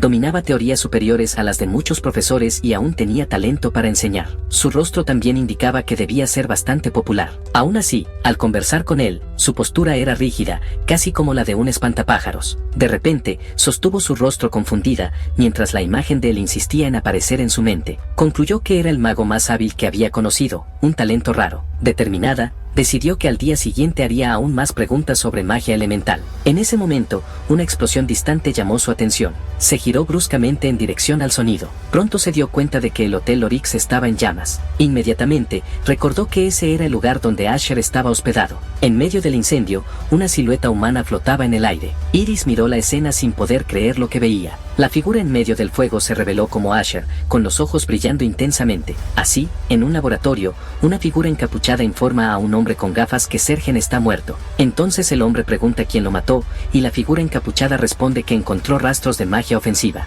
Al escuchar la conclusión de que otra persona lo había asesinado, el hombre lanza un frasco al rostro de la figura encapuchada. Después de eso, le advierte que no se haga el desentendido. Con una mirada seria, repite la pregunta sobre quién mató a Sergen. Sin embargo, el encapuchado explica que aún no han confirmado al culpable, y el hombre lamenta la pérdida de Sergen antes de preguntar sobre la cobaya. Pronto el subordinado confirma que todos los rastros de Sergen y de la cobaya fueron completamente eliminados. Con eso, el profesor lo critica por no haberse preocupado también de quién mató a Sergen. En ese momento, conectó las muertes del Goblin y de Sergen con el silencio de las dos cobayas de la baronía Pité. Con el experimento casi completo, se preguntó si el grupo de la Arca ya los había descubierto. A continuación, ordena que la figura encapuchada no regrese hasta haber matado al responsable. Pronto el mensajero se retira, decidido a encontrar al culpable a cualquier costo. Mientras tanto, en el hotel, Asher practicaba magia de encantamiento básica cuando una voz lo saludó. En ese mismo instante, mientras continuaba practicando, la voz lo alertó para que se durmiera rápidamente,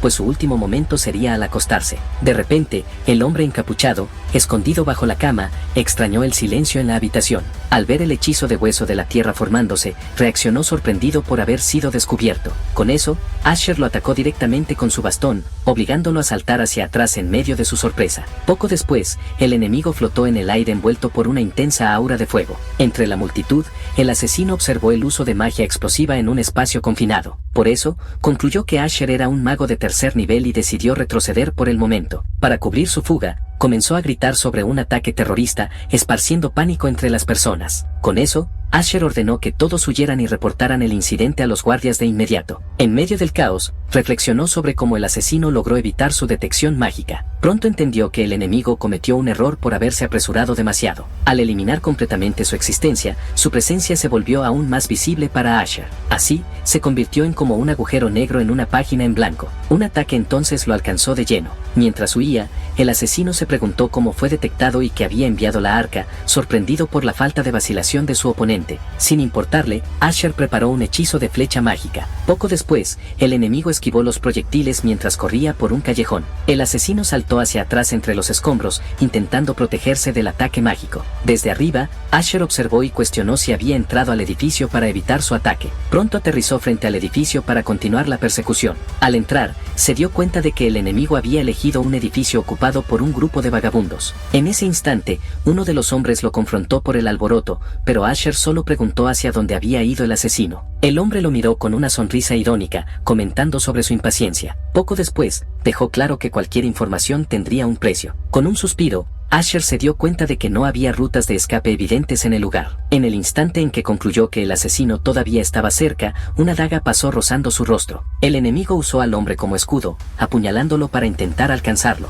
Escondido detrás del cuerpo, el asesino observó atentamente la reacción de Asher. Luego fijó la vista en su oponente, reconociendo la cobardía de ese movimiento. Sin dudarlo, liberó una onda de choque que lanzó al enemigo contra la pared del fondo. Aturdido por el impacto, el asesino rápidamente elaboró un plan: atraerlo para que gastara energía en una barrera mágica y, en ese intervalo, escapar usando una bomba de humo. Con el plan en mente, saltó armado para el ataque final. Mientras esperaba que Asher levantara la barrera, se sorprendió al ver que el mago permanecía inmóvil. De repente, reconoció el hechizo hueso de la tierra formándose. Para su sorpresa, la mana estaba concentrada en la punta del bastón y no en una defensa. En ese instante, entendió que el oponente también dominaba el combate cuerpo a cuerpo. El impacto lo golpeó de lleno, obligándolo a retroceder. Luego, el hechizo lo suspendió en el aire, inmovilizándolo. Desesperado, el asesino recurrió a su último recurso, una bomba de humo. La explosión cubrió todo el ambiente con una niebla densa. Para disipar el velo negro, Asher conjuró un torbellino. El humo se dispersó rápidamente, revelando un rastro de sangre en el suelo. Desconfiado, se preguntó si el enemigo realmente había escapado. De repente,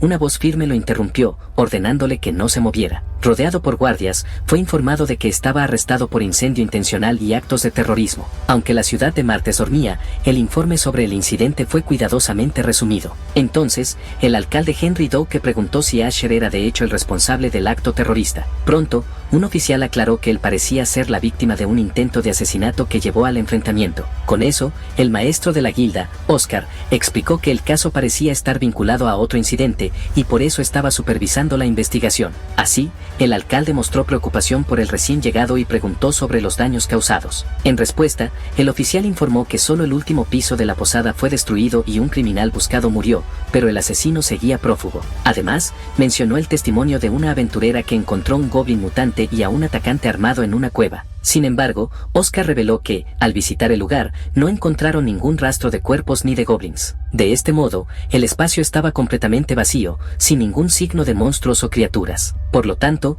el alcalde concluyó que un grupo organizado estaba apuntando a los aventureros y se preocupó por la posibilidad de más incidentes. A continuación, el maestro confirmó la sospecha y explicó que intentó asignar un guardaespaldas al joven, pero encontró un problema. Así, reveló que un rumor se había esparcido por la ciudad, haciendo que aventureros y soldados se negaran a protegerlo. Ante la situación, el alcalde decidió que hablaría con sus propios caballeros sobre el asunto. Al día siguiente, en la recepción de la alcaldía, Asher esperaba con su nuevo bastón, que había sido terminado rápidamente. Entonces, justo cuando pensaba en iniciar la persecución, una voz anunció su entrada en la sala. Pronto, un caballero se presentó como Jason, el vicecapitán de los caballeros de Martes, e informó que actuaría como su guardaespaldas. A continuación, preguntó si había alguna duda, mientras el joven mago lo observaba en silencio. En ese momento, el joven entendió que las sospechas sobre él habían sido retiradas, pero notó la juventud del caballero. Por eso, preguntó si podía irse, pero Jason impuso la condición de que lo acompañara todo el tiempo. Aún así,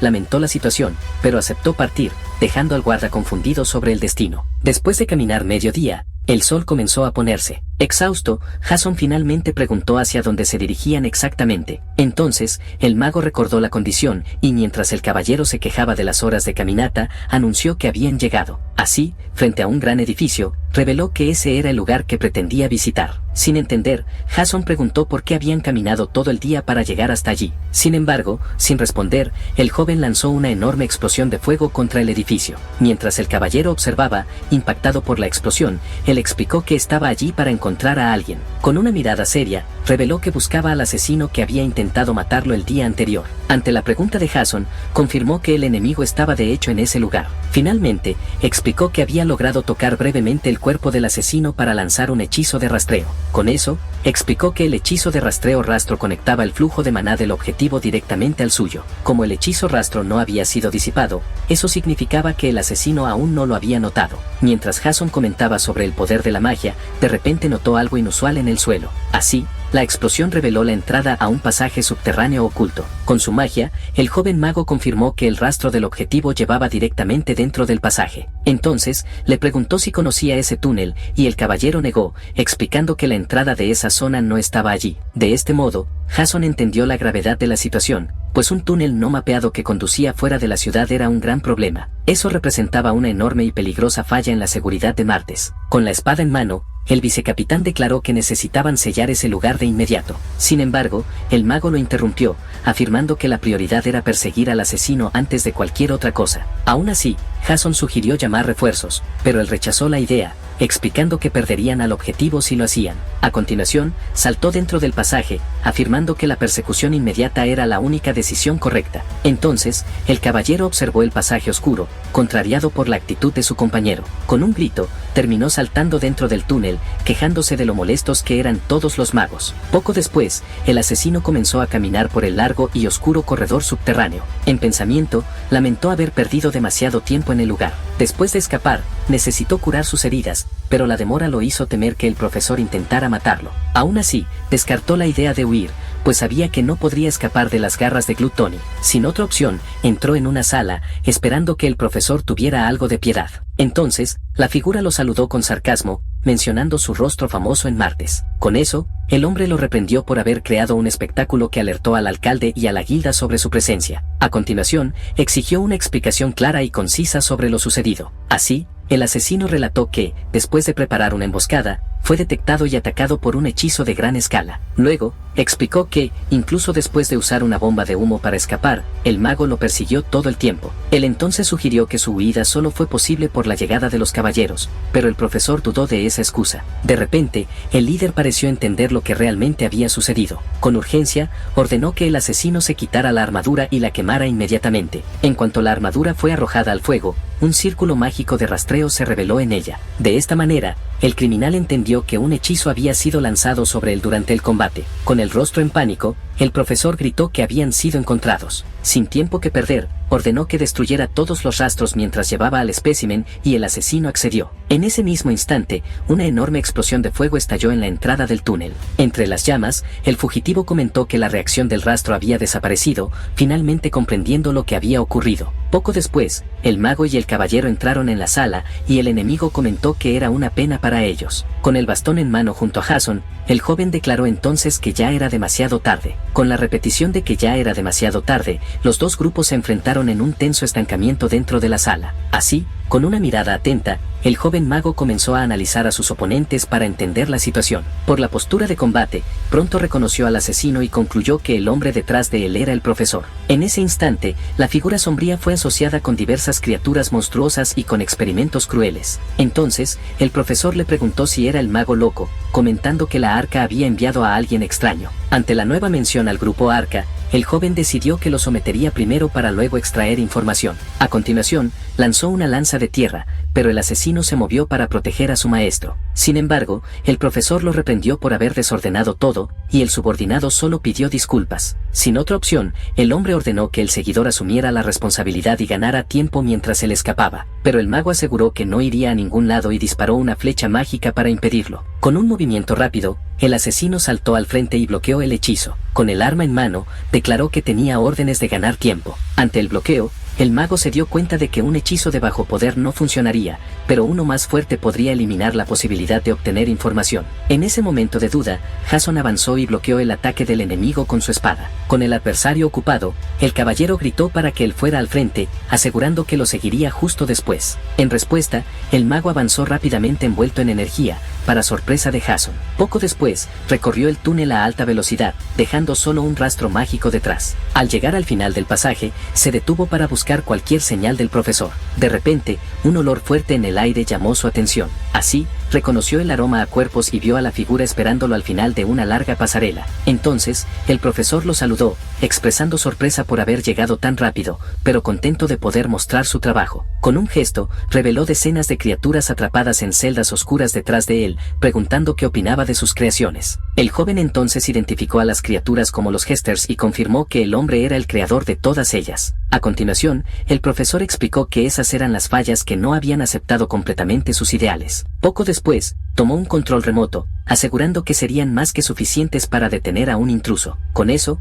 presionó el botón y liberó a todas las criaturas para atacar al mago de una sola vez. Mientras los monstruos lo rodeaban, él se preparó para un ataque de área para no perder tiempo. Entonces, se concentró para preparar la conjuración doble de los hechizos de onda y trueno. Con la combinación, liberó una enorme ola de trueno que barrió el salón y alcanzó a todas las criaturas. Así, el profesor fue tomado por sorpresa por la poderosa onda de energía. Finalmente, el impacto del hechizo devastador lo lanzó violentamente hacia atrás. Caído en el suelo y aún sintiendo los efectos de la magia, el profesor lo llamó lunático. Entonces, comprendió que la información sobre que Asher era solo un mago de tercer nivel estaba completamente equivocada. Con eso, concluyó que, para controlar magia a ese nivel, Asher debía ser al menos un mago de cuarto nivel. Aún en el suelo, el hombre lamentó que sus décadas de investigación se desperdiciarían si todo terminaba allí. En un acto desesperado, se arrastró hasta un gran botón rojo y lo presionó con fuerza. Así, la acción activó una cápsula de contención que se levantó del suelo, revelando una figura humanoide en su interior.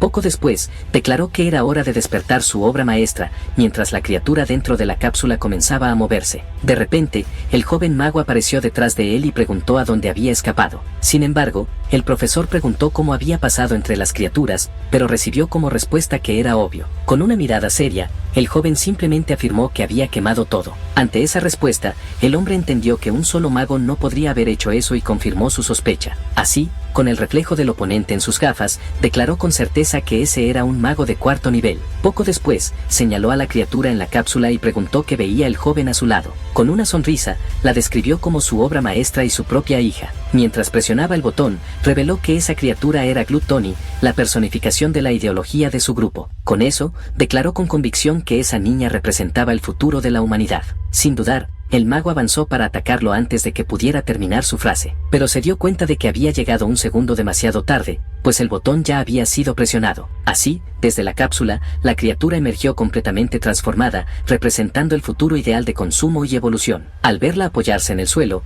el joven finalmente entendió lo que el profesor intentaba hacer. Aún caído, el hombre celebró que el maná del mago loco ahora serviría de nutrición para su creación. Con una sonrisa siniestra, la criatura lo miró con sus ojos brillantes y hambrientos. Luego, con una boca llena de dientes, se giró hacia él y declaró que tenía hambre. Así, la declaración sorprendió al mago, que no esperaba que el ser pudiera hablar. Antes de que pudiera reaccionar, la criatura gritó nuevamente que tenía hambre, liberando un aura de energía. A continuación, fijó la mirada en él y afirmó que parecía delicioso, declarando que lo comería. Pronto, observó que el enemigo había mejorado su cuerpo con energía, mostrando una habilidad que tomaría años adquirir. Con eso, vio a la creación artificial usar sus habilidades para saltar hacia él. Entonces, lo atacó con una serie de golpes rápidos, apuntando a sus puntos ciegos y obligándolo a defenderse. Mientras se defendía, el mago reconoció que, como investigador, la criatura era interesante, pero la lucha debía terminar. Así, con un grito, el monstruo avanzó y golpeó su escudo de energía con toda su fuerza. Poco después, el joven respondió con un golpe de bastón que alcanzó de lleno el rostro de la criatura. Con la fuerza del impacto,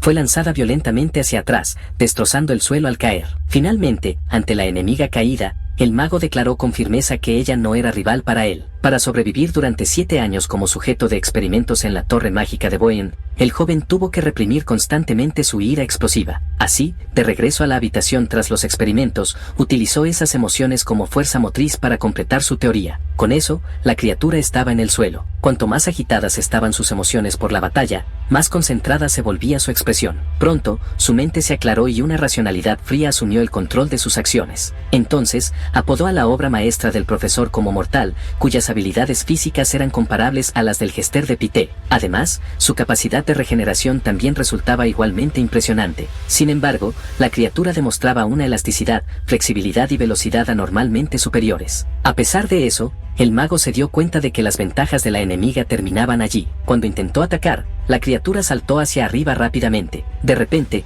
una lanza de tierra surgió del suelo y la alcanzó de lleno. Entonces, el joven reveló que el ataque anterior había sido solo un señuelo. A continuación, preparó múltiples flechas mágicas para el siguiente ataque. La criatura, sin embargo, no tenía técnica para distinguir trucos y simplemente atacaba con fuerza bruta. Con eso, una espina de hueso atravesó su hombro, revelándola como una bestia en forma humana. Con el cuerpo empalado por espinas, el mago declaró que era demasiado débil para ser llamada obra maestra. Conmocionado por la derrota, el profesor no podía creer que su creación hubiera caído de esa manera. Pronto, recordó sus anotaciones, que describían cómo la criatura absorbía las características de sus presas. Así, se convertiría en un ser en constante fortalecimiento. Eso la transformaría en el verdadero neo-humano, la evolución ideal de la humanidad.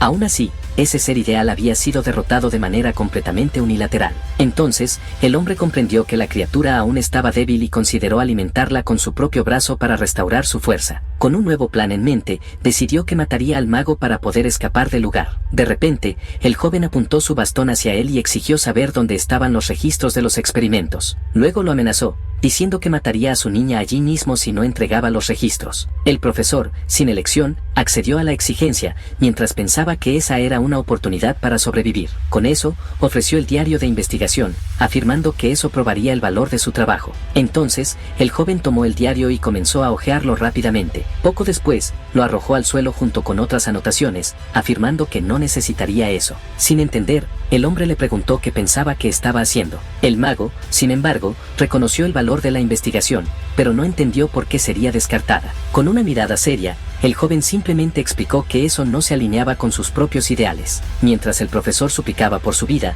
el mago observó las anotaciones sobre el plan terrorista. Luego, llegó a considerar preguntarle sobre Arca y Gluttony, pero rápidamente cambió de idea. En cuanto escuchó que Jason se acercaba, el mago decidió que necesitaba terminar todo para evitar complicaciones. Con eso, declaró que era hora de desaparecer, mientras el profesor suplicaba por una oportunidad más. Sin dudar, activó el hechizo Ignite, y el hombre fue completamente consumido por las llamas. Poco después, el caballero llegó al lugar y preguntó si Sir Asher estaba bien. Frente a la hoguera, confirmó que estaba a salvo y lo interrogó sobre el asesino. Jason entonces se jactó de haber dado un golpe sólido, asegurando que el enemigo debía estar en una condición mucho peor. Al leer un documento, el mago comprendió por la respuesta evasiva que el objetivo había escapado. En ese momento, se dio cuenta de que el documento en sus manos era, en realidad, un mapa. Mientras el caballero preguntaba sobre lo que estaba quemando, notó que el terreno en el mapa estaba cerca de Martes. Su atención se centró en una marca roja que indicaba un lugar específico en el mapa. De repente, sintió un dolor agudo en la cabeza y se inclinó por el impacto. Con el dolor repentino, reconoció los síntomas de agotamiento de maná y decidió regresar por ahora. Algunos días después de la subyugación del profesor, la paz parecía haber regresado a Martes con la exposición del plan. Al confirmar los planes del científico, el alcalde se enfureció y puso a los caballeros de Martes en máxima alerta. Con eso, los guerreros reforzaron sus defensas y anunciaron que sellarían el pasaje, pero eso ya no era su preocupación. Su nueva preocupación ahora era la inyección de estimulantes de expansión de maná. Gracias a las inyecciones hasta su límite físico, logró acortar años de crecimiento de un mago en solo unas semanas. Tras el procedimiento, respiró hondo para recuperarse. Con eso, declaró que era hora de avanzar al siguiente nivel, habiendo alcanzado el rango 3 en el sistema de magia elemental. En un salón oscuro, una figura sentada en un trono preguntó si el profesor estaba muerto. Sosteniendo una copa de vino, el hombre comentó que eso era una cosa menos irritante de la que preocuparse. Al descubrir que el mago había sido el responsable, decidió que necesitaría encontrarlo personalmente. En el campo de entrenamiento de los caballeros de Martes, el sol brillaba intensamente. Mientras tanto, el joven mago entrenaba arduamente con su nuevo bastón, perfeccionando sus habilidades de combate. Poco después, recordó el lugar marcado en el mapa, que resultó ser una antigua instalación de investigación. Escondida bajo un árbol en el bosque, la entrada solo podía ser accedida con un dispositivo mecánico. Dentro de la instalación, no encontraron ninguna forma de vida significativa aparte de ratas e insectos. Sin embargo, lograron localizar un emblema en forma de presa y la piel de un Mabat, conocido por su alta resistencia. A pesar de la búsqueda, no se encontró ninguna información sobre el grupo Arca o Gluttony en el lugar. Aún así, el hechicero se sintió satisfecho por haber obtenido la valiosa piel de Mabat y haber evitado una catástrofe en Martes. De repente, un caballero se acercó e informó que el alcalde lo estaba buscando. En la alcaldía, el líder de la ciudad le agradeció, reconociendo la enorme deuda que tenía con él. Luego explicó que, gracias al descubrimiento del plan, habían logrado capturar a los remanentes de la facción escondida en la ciudad. Poco después, pidió su comprensión por mantener su contribución en secreto, y el mago aceptó para evitar pánico. Así, reflexionó sobre la importancia de construir su reputación para conseguir dinero y experiencia. Al ser reconocido como el héroe que salvó la ciudad, esperaba obtener más oportunidades, como la que tuvo en el territorio Pité. Con la conversación terminada, el alcalde lo invitó a acompañarlo, revelando el verdadero motivo para mantener el incidente en secreto. Entonces, el hombre lo guió hasta una bóveda que almacenaba objetos raros comprados por la ciudad o confiscados a criminales. Al entrar, el lugar se reveló como la bóveda de objetos mágicos, y el joven observó todo con curiosidad.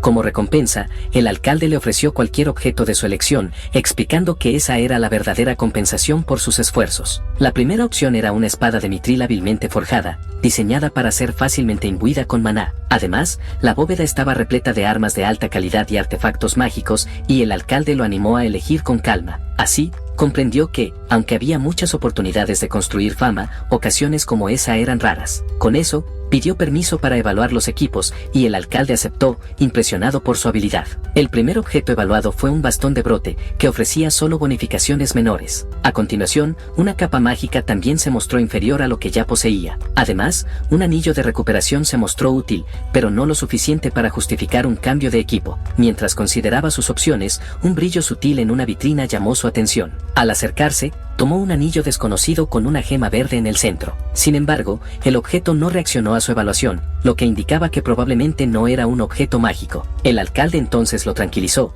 diciéndole que no tuviera prisa y que encontrara lo que necesitaba. Con eso, el mago aceptó tomarse el tiempo que fuera necesario, mientras el día se transformaba en noche. Así, con la demora, el alcalde lo apresuró para tomar una decisión, notando que era bastante meticuloso. Finalmente, el joven decidió y eligió un collar de protección que poseía una barrera de maná automática. Poco después, el alcalde preguntó sobre el consumo de maná del objeto, pero él aseguró que eso no sería un problema. Aún así, la autoridad local decidió que solo un objeto no era una recompensa suficiente. Con eso, resolvió ofrecer también el anillo que había llamado la atención del joven antes. Ante su sorpresa, el alcalde lo declaró el héroe de Martes e insistió en que aceptara el regalo adicional. Al ser cuestionado, el mago reveló que planeaba permanecer en Martes por más tiempo para resolver algo que necesitaba. Con la oferta de ayuda del alcalde, la escena luego se trasladó a una mina oscura en el territorio Virón. Allí dentro, un minero rompía rocas con su pico hasta que encontró algo inusual en el suelo. Pronto desenterró un cráneo humano y gritó al verlo. Entonces, otro minero le preguntó por el susto,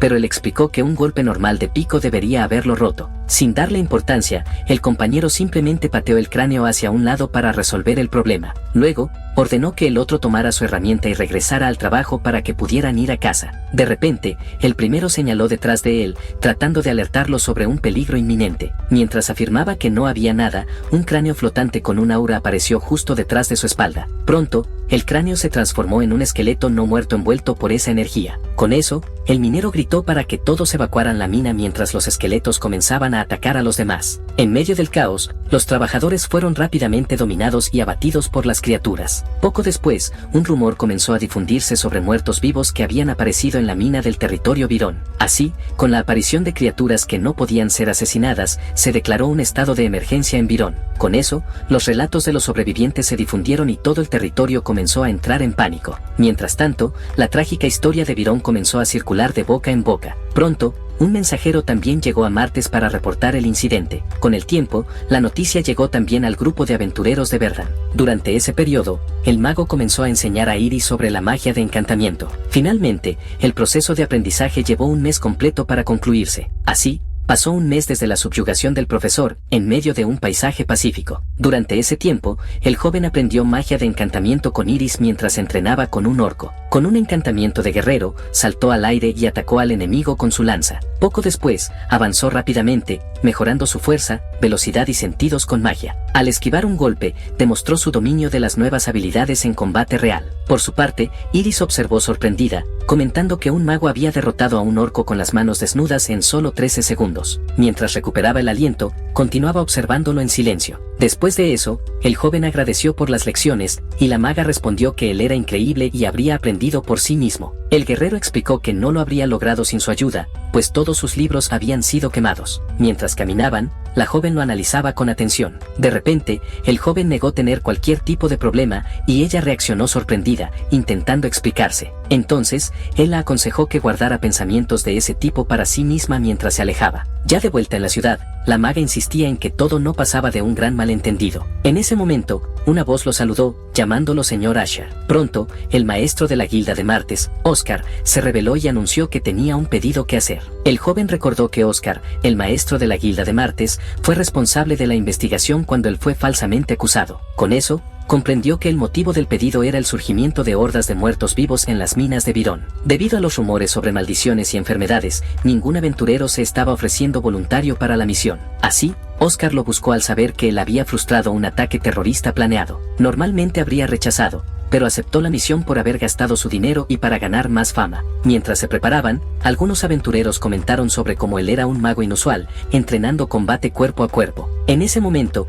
Iris se acercó y preguntó sobre los rumores, pero él fingió no saber nada. El joven entonces le preguntó si no tenía miedo de los muertos vivos, ya que su grupo también iría. Ella respondió con confianza que, como graduada de la academia, esos rumores tontos no la afectaban. Luego, explicó que sería una buena oportunidad, pues darían soporte desde la retaguardia y no desde la línea frontal. Con una mirada seria, él solo expresó el deseo de que esa fuera realmente una buena oportunidad, como ella dijo. Al día siguiente, la expedición partió, con la caravana viajando por el bosque. Dentro del carruaje, otros magos observaron que él estaba usando el hechizo de vuelo sin parar y manteniendo distancia del grupo. Una de las magas entonces se volvió hacia Iris y preguntó cuál era su relación con el joven, ya que parecían cercanos. Con una expresión avergonzada, la joven solo respondió que podrían considerarse veterano y novata. La maga entonces explicó que, durante una misión peligrosa, su grupo fue salvado por él y se acercaron después de eso. Volando a distancia, el joven pareció notar algo en el horizonte. La otra maga preguntó si eran de la misma academia,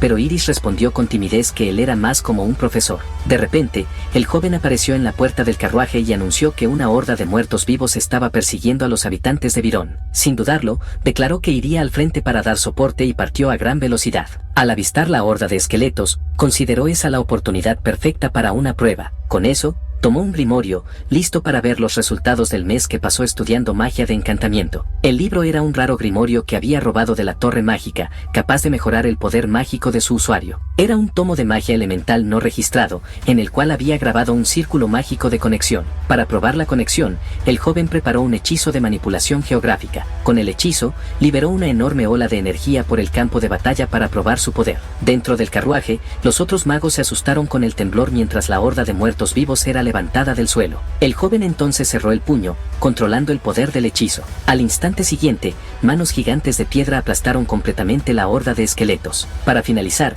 preparó una conjuración doble con el elemento de llama y lanzó un poderoso ataque de fuego. Con el ataque final, desató una explosión que cubrió todo el campo. El fuego intenso incineró completamente todos los esqueletos restantes en el lugar. El grupo de magos observó sorprendido, preguntándose cómo aún tenía maná para hechizos de ese nivel. Poco después, el joven aterrizó en el suelo en medio de la destrucción. Entonces entendió que la combinación de su cuerpo alterado con el poder del grimorio resultó en el hechizo masivo. Al ver la grieta que creó, concluyó que todo el tiempo invertido no había sido en vano. Mientras tanto, Iris lo observaba desde lejos, percibiendo que el nivel de habilidad de él ya estaba muy por encima de un mago de cuarto nivel. De repente, una mano esquelética surgió por detrás y agarró el hombro de la maga. Un esqueleto más grande entonces la sujetó por la espalda, haciéndola gritar con el ataque sorpresa. En el mismo instante, un hombre musculoso apareció y cortó al enemigo con un solo golpe de su cuchillo. Así, Iris y Locke observaron al recién llegado en silencio, sin entender lo que había sucedido. El extraño entonces sostuvo un collar con el número 2 y cuestionó la situación.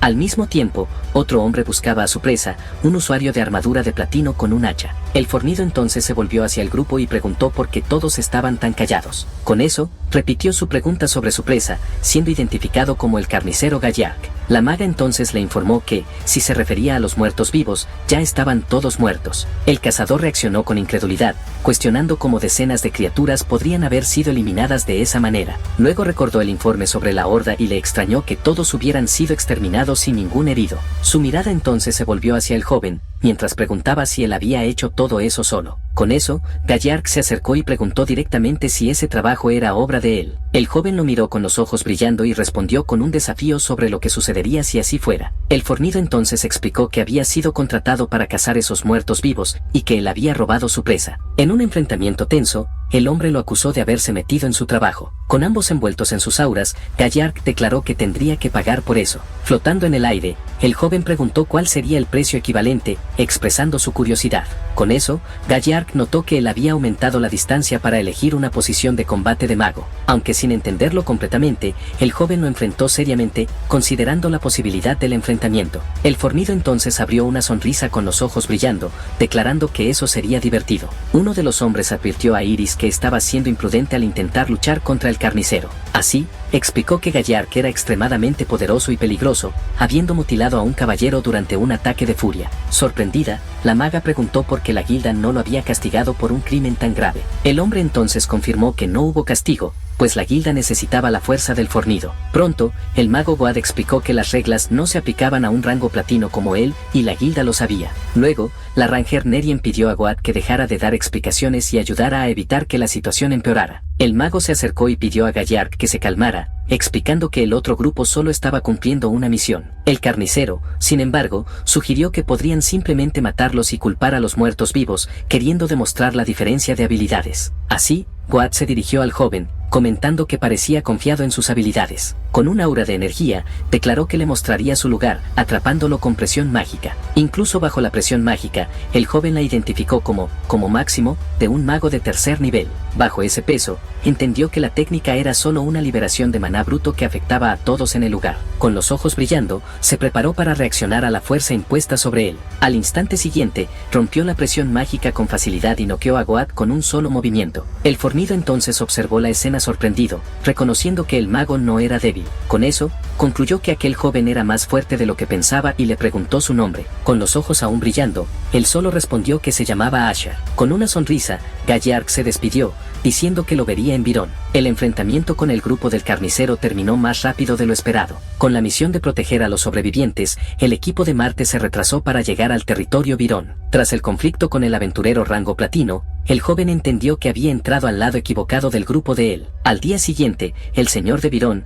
Farnat Van Virón, agradeció a todos por responder a su convocatoria. Luego, anunció que las tropas de Virón partirían inmediatamente hacia las minas. El objetivo de la misión, con el apoyo de la Orden Luas, era exterminar el ejército de muertos vivos que había surgido. Con el grupo de Gallark también presente, finalizó el discurso deseando que ninguna vida se perdiera. Con el equipo de despacho de Martes listo, dio la orden de que todos partieran. Mientras se preparaban para la batalla, el carnicero se acercó y preguntó al joven si estaba nervioso. Un compañero entonces lo aconsejó de no luchar, pero él respondió que solo reaccionaría si era provocado y dijo que se centraran en la batalla. Con una señal, la horda de muertos vivos avanzó contra las tropas y la batalla comenzó con una gran explosión. Luego, un comandante ordenó que todos apuntaran a la cabeza de los enemigos para garantizar la destrucción. También advirtió que los cuerpos se regenerarían si eran golpeados en otro lugar, mientras pedía apoyo a distancia. De repente, un golem de sangre surgió de la masa y un clérigo ordenó que todos retrocedieran para no ser aplastados. El sacerdote reforzó la advertencia,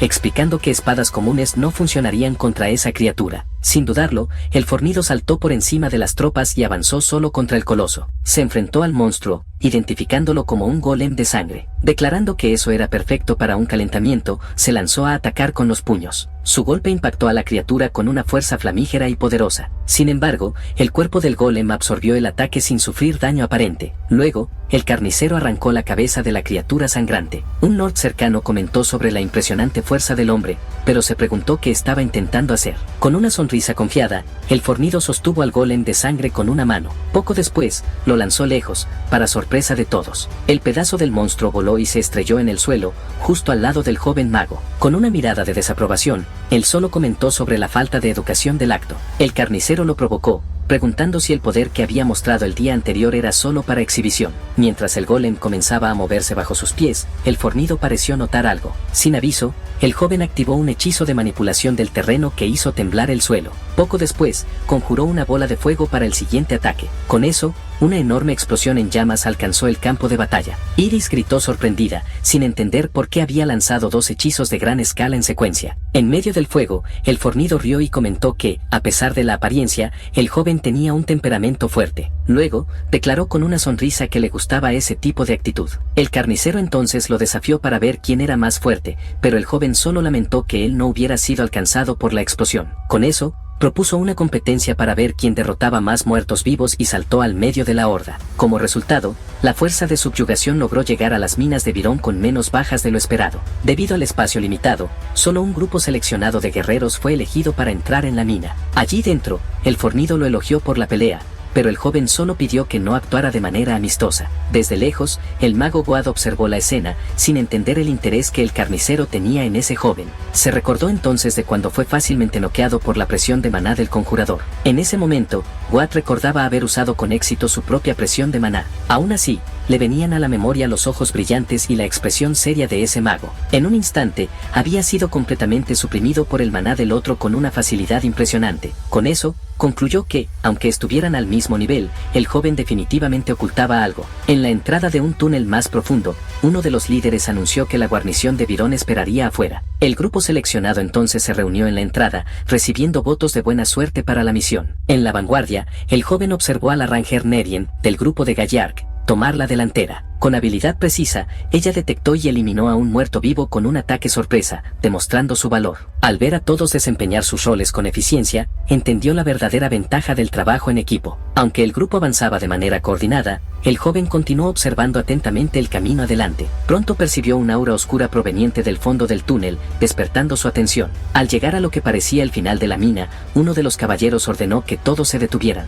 Mientras se preparaba para escanear la mina, un clérigo pedía a los demás que no temieran y confiaran en las bendiciones. Al notar la vacilación, Iris se acercó y preguntó al joven si algo estaba mal. El fornido entonces apareció detrás de él y preguntó si también había sentido el olor de la muerte. Luego explicó que, aunque no podía localizarlo, sentía un muerto vivo poderoso cerca. El joven entonces confirmó que la intuición del carnicero parecía correcta e instruyó a la maga a quedarse detrás de él cuando comenzara la batalla. Con la confirmación, Iris preguntó qué venía, pero él solo respondió que aún no lo sabía. De repente, una luz surgió al final de otro pasaje y algunos soldados advirtieron que no avanzaran imprudentemente. El conjurador entonces se acercó y preguntó a Rox por la razón de la agitación. El caballero explicó que, mientras verificaban otros túneles, encontraron una luz proveniente del final del pasaje. La claridad al final del corredor brilló con más intensidad. El descubrimiento lo sorprendió, pues sabía que no debería haber otras salidas aparte de aquella por donde entraron. La luz se reveló como la luz del día, proveniente de una apertura inesperada en el techo de la mina. Al llegar al final del túnel,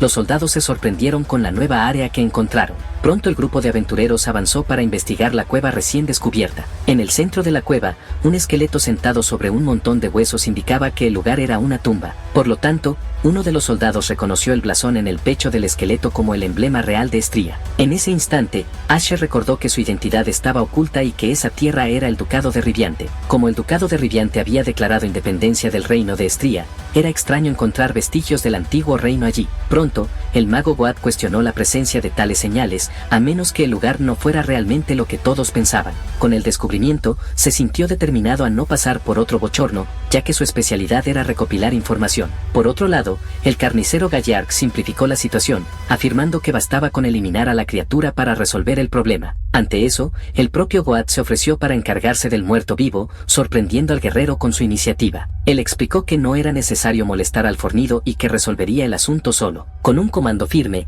el hechicero ordenó que los clérigos iniciaran el ritual de purificación. En ese momento, Asher entendió que, como la criatura era un caballero de la muerte, podrían debilitarla con purificación. Mientras la luz sagrada envolvía al esqueleto, este permaneció inmóvil y en silencio. De repente, una lluvia de piedras cayó del techo, interrumpiendo el ritual y sorprendiendo a todos. Pronto, los ojos de la criatura se encendieron con un intenso brillo rojo, indicando que había despertado. Con atención, Asher percibió que la situación estaba a punto de cambiar. En un abrir y cerrar de ojos, el esqueleto avanzó con sorprendente velocidad, levantando una nube de polvo. Su mano esquelética se acercó rápidamente para atacar a Goad, que todavía estaba en el suelo. El mago miró hacia atrás, sorprendido por el ataque inminente. En el último segundo, el fornido agarró a Goad y lo lanzó lejos, interceptando el golpe. El caballero esquelético se movió nuevamente, y el carnicero concluyó que aquel no era un muerto vivo común. Por eso, uno de los clérigos identificó a la criatura no como un caballero de la muerte, sino como un caballero lamentoso. El religioso explicó que, aunque más débil,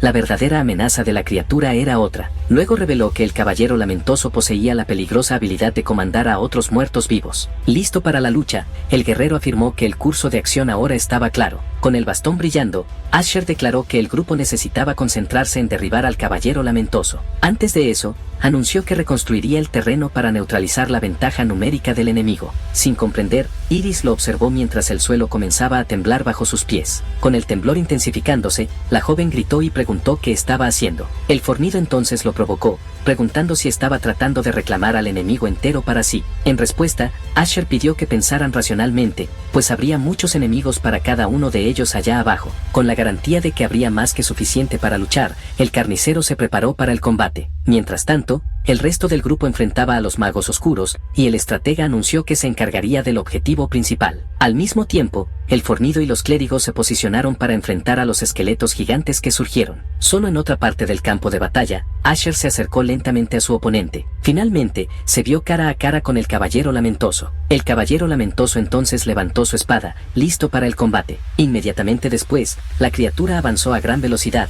mientras el mago se preparaba para el ataque. Con eso, conjuró múltiples flechas de fuego que se dirigieron hacia el caballero esquelético. El ataque de fuego fue una elección estratégica, ya que los muertos vivos son débiles contra ese elemento. Aunque estaba envuelto en llamas, el enemigo permaneció en pie, por lo que el conjurador decidió intensificar su próximo ataque. Además, usó una conjuración doble para preparar un nuevo hechizo más poderoso. Luego, una ráfaga de flechas de onda de calor fue disparada hacia el adversario. Sin embargo, la criatura bloqueó el ataque con una de sus manos, sorprendiendo a todos. Aprovechando la apertura, el joven preparó una lanza de fuego para un ataque directo. El hechizo impactó directamente en el pecho del caballero con un golpe perforante. El ataque dejó un agujero en su cuerpo, pero el esqueleto no mostró señales de daño. Al instante siguiente, el oponente contraatacó lanzando su espada. Con el contraataque, el hechicero entendió que un bloqueo mal ejecutado podría romper su barrera de maná. El golpe descendente de la criatura lo dejó completamente abierto para el siguiente ataque. Como último recurso, preparó una combinación de los hechizos onda y ráfaga de invierno. Así,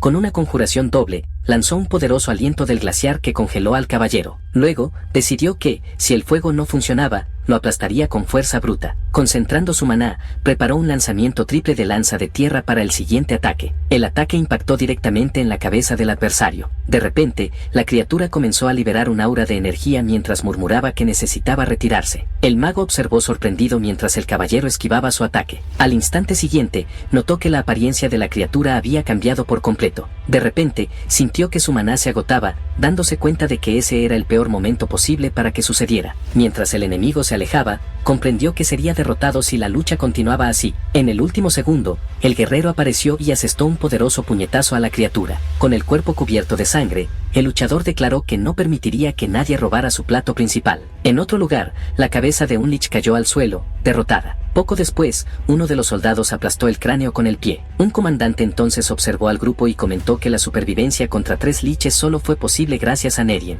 Goat se quejó con el comandante por dar todo el crédito a Nerien, y este se disculpó, reconociendo su contribución. Con el fin de la batalla, Iris miró hacia arriba, preguntándose si todos los demás estaban bien. Mirna entonces le advirtió que no se preocupara por los demás y se concentrara en cómo escapar de allí. Al mirar el agujero en el techo, el grupo se dio cuenta de que no había salida y que estarían perdidos si el conjurador era derrotado. De repente, el suelo comenzó a temblar violentamente, tomando a todos por sorpresa. El terreno comenzó a desintegrarse y ceder bajo sus pies. En la superficie, el guerrero avanzó contra el caballero lamentoso, iniciando el enfrentamiento. Con el puño envuelto en energía, se preparó para asestar un golpe poderoso. Luego, lanzó una secuencia de puñetazos rápidos que impactaron en el cuerpo de la criatura. El caballero, sin embargo, resistió el ataque y agarró el rostro del luchador con una de sus manos. Acto seguido, la criatura recuperó su espada caída al suelo. Mientras tanto, arriba de ellos, una luz brillante se acercaba. Al instante siguiente, el destello impactó directamente en la criatura. Con un hacha en manos, el fornido acertó con una patada que lo lanzó lejos. Desde el fondo del pozo,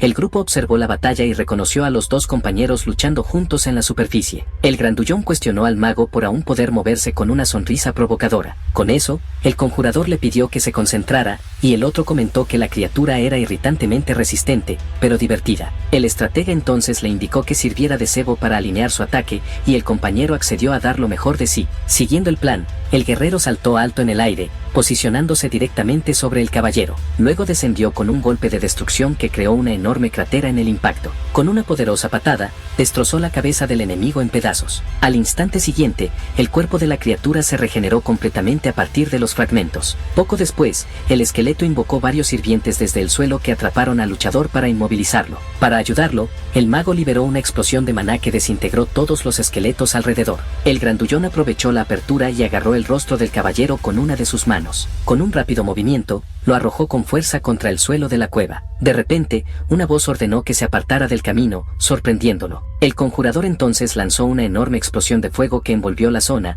haciendo que su compañero lo insultara. Entre las llamas, el fornido vio que la espada de la criatura se dirigía hacia él. Rápidamente logró defenderse usando las rodillas y los codos. Al mirar hacia arriba, notó que el enemigo avanzaba contra el mago. Frente a él estaba el caballero lamentoso intentando atraparlo. Sin mucho que hacer, solo pudo observar cómo el monstruo se acercaba. De repente, su collar de protección activó una barrera de maná automática para defenderse. La criatura entonces lo golpeó de lleno, lanzándolo al suelo y causando un gran impacto. Luego recordó la advertencia del alcalde sobre el consumo de maná, pero afortunadamente no sintió ningún efecto secundario. Aún así, se dio cuenta de que sus reservas estaban casi vacías y que su hombro estaba dislocado por el último impacto. A pesar de eso, el mayor problema todavía permanecía frente a él. Pronto, la armadura oscura envolvió el cuerpo del caballero, haciéndolo mucho más fuerte. Con eso, los clérigos se unieron a la lucha y lanzaron cadenas de luz para inmovilizarlo. Uno de ellos comentó que esa armadura era algo nunca antes registrado, ni siquiera en los archivos de la iglesia. El grandullón aprovechó el momento y gritó a los sacerdotes que se agarraran. La criatura entonces usó las cadenas para jalar a los clérigos con fuerza, sorprendiendo a todos. Con un grito, el fornido agarró a sus compañeros para impedir que fueran arrastrados, preguntando si planeaban morir. Luego, ordenó que se prepararan para contener al enemigo nuevamente. Viendo la oportunidad, el bardo preparó un hechizo para derribar al caballero lamentoso con su actuación. Determinado a demostrar su competencia, lanzó una lanza de tierra contra la criatura. El esqueleto, sin embargo, esquivó el ataque y contraatacó al joven con una velocidad impresionante, golpeándolo en el cuello. Al ver que su aliado era alcanzado, el grandullón y el mago se giraron mientras un clérigo era instruido a curarlo rápidamente. Pronto el adversario preparó una esfera de energía, y el guerrero se posicionó para interceptarla. Con un bloqueo firme, logró contenerla mientras su compañero observaba desde atrás. El fornido entonces se giró y preguntó al mago cuánto tiempo tendría que esperar. Luego aclaró que esperaba un gran ataque y preguntó cuánto tardaría su maná en recuperarse. Con el bastón en mano, el conjurador respondió que solo unos segundos serían suficientes. El grandullón entonces sonrió en respuesta. Con un grito, avanzó contra el caballero lamentoso, pidiendo a su aliado que se preparara. La criatura también se preparó para el impacto del avance del guerrero. Pronto, el luchador gritó su plan de aplastar el punto perforado y pidió que apuntaran su magia allí. Con eso, terminó herido por un poderoso puñetazo directamente en el pecho. Mientras el golpe se profundizaba, el grandullón declaró que un cadáver debía permanecer quieto. Su puño atravesó entonces el cuerpo del caballero con fuerza. La armadura de la criatura se hizo pedazos, abriendo un agujero en su pecho. Desde lejos, el mago observó el resultado del ataque, confirmando que el plan había funcionado. El caballero lamentoso luego regeneró su brazo y golpeó al guerrero con un solo ataque poderoso. A continuación, la criatura levantó la mano llena de energía para atacar al aliado caído. El conjurador entonces saltó frente al grandullón para interceptar el golpe, declarando que él era su oponente. Con eso, notó que el agujero en el pecho de la criatura aún no se había cerrado. Se dio cuenta de que enfocar su magia en ese punto sería la clave para la victoria. Con la convicción de que podría derrotarlo, esquivó el ataque de la criatura con una explosión de fuego. De repente, se giró y observó al grupo de aventureros acercándose por detrás. Poco después, vio a la aprendiz preparando un hechizo con su bastón. El mago recordó haberle dicho a la joven que tenía más talento para la magia de hielo, a pesar de la falta de práctica. Ella prometió dar lo mejor de sí para no avergonzarlo, y él la elogió por el buen trabajo. De vuelta al presente, un poderoso hechizo de fuego impactó de lleno al caballero lamentoso. Viendo la oportunidad, el conjurador cerró el puño con energía y declaró que la victoria era suya. Y hola a todos. ¿Les gustó la historia? A mí me encantó. Si quieren seguir la próxima parte, asegúrense de suscribirse al canal y dejar un like. Nos vemos en la próxima historia, chicos.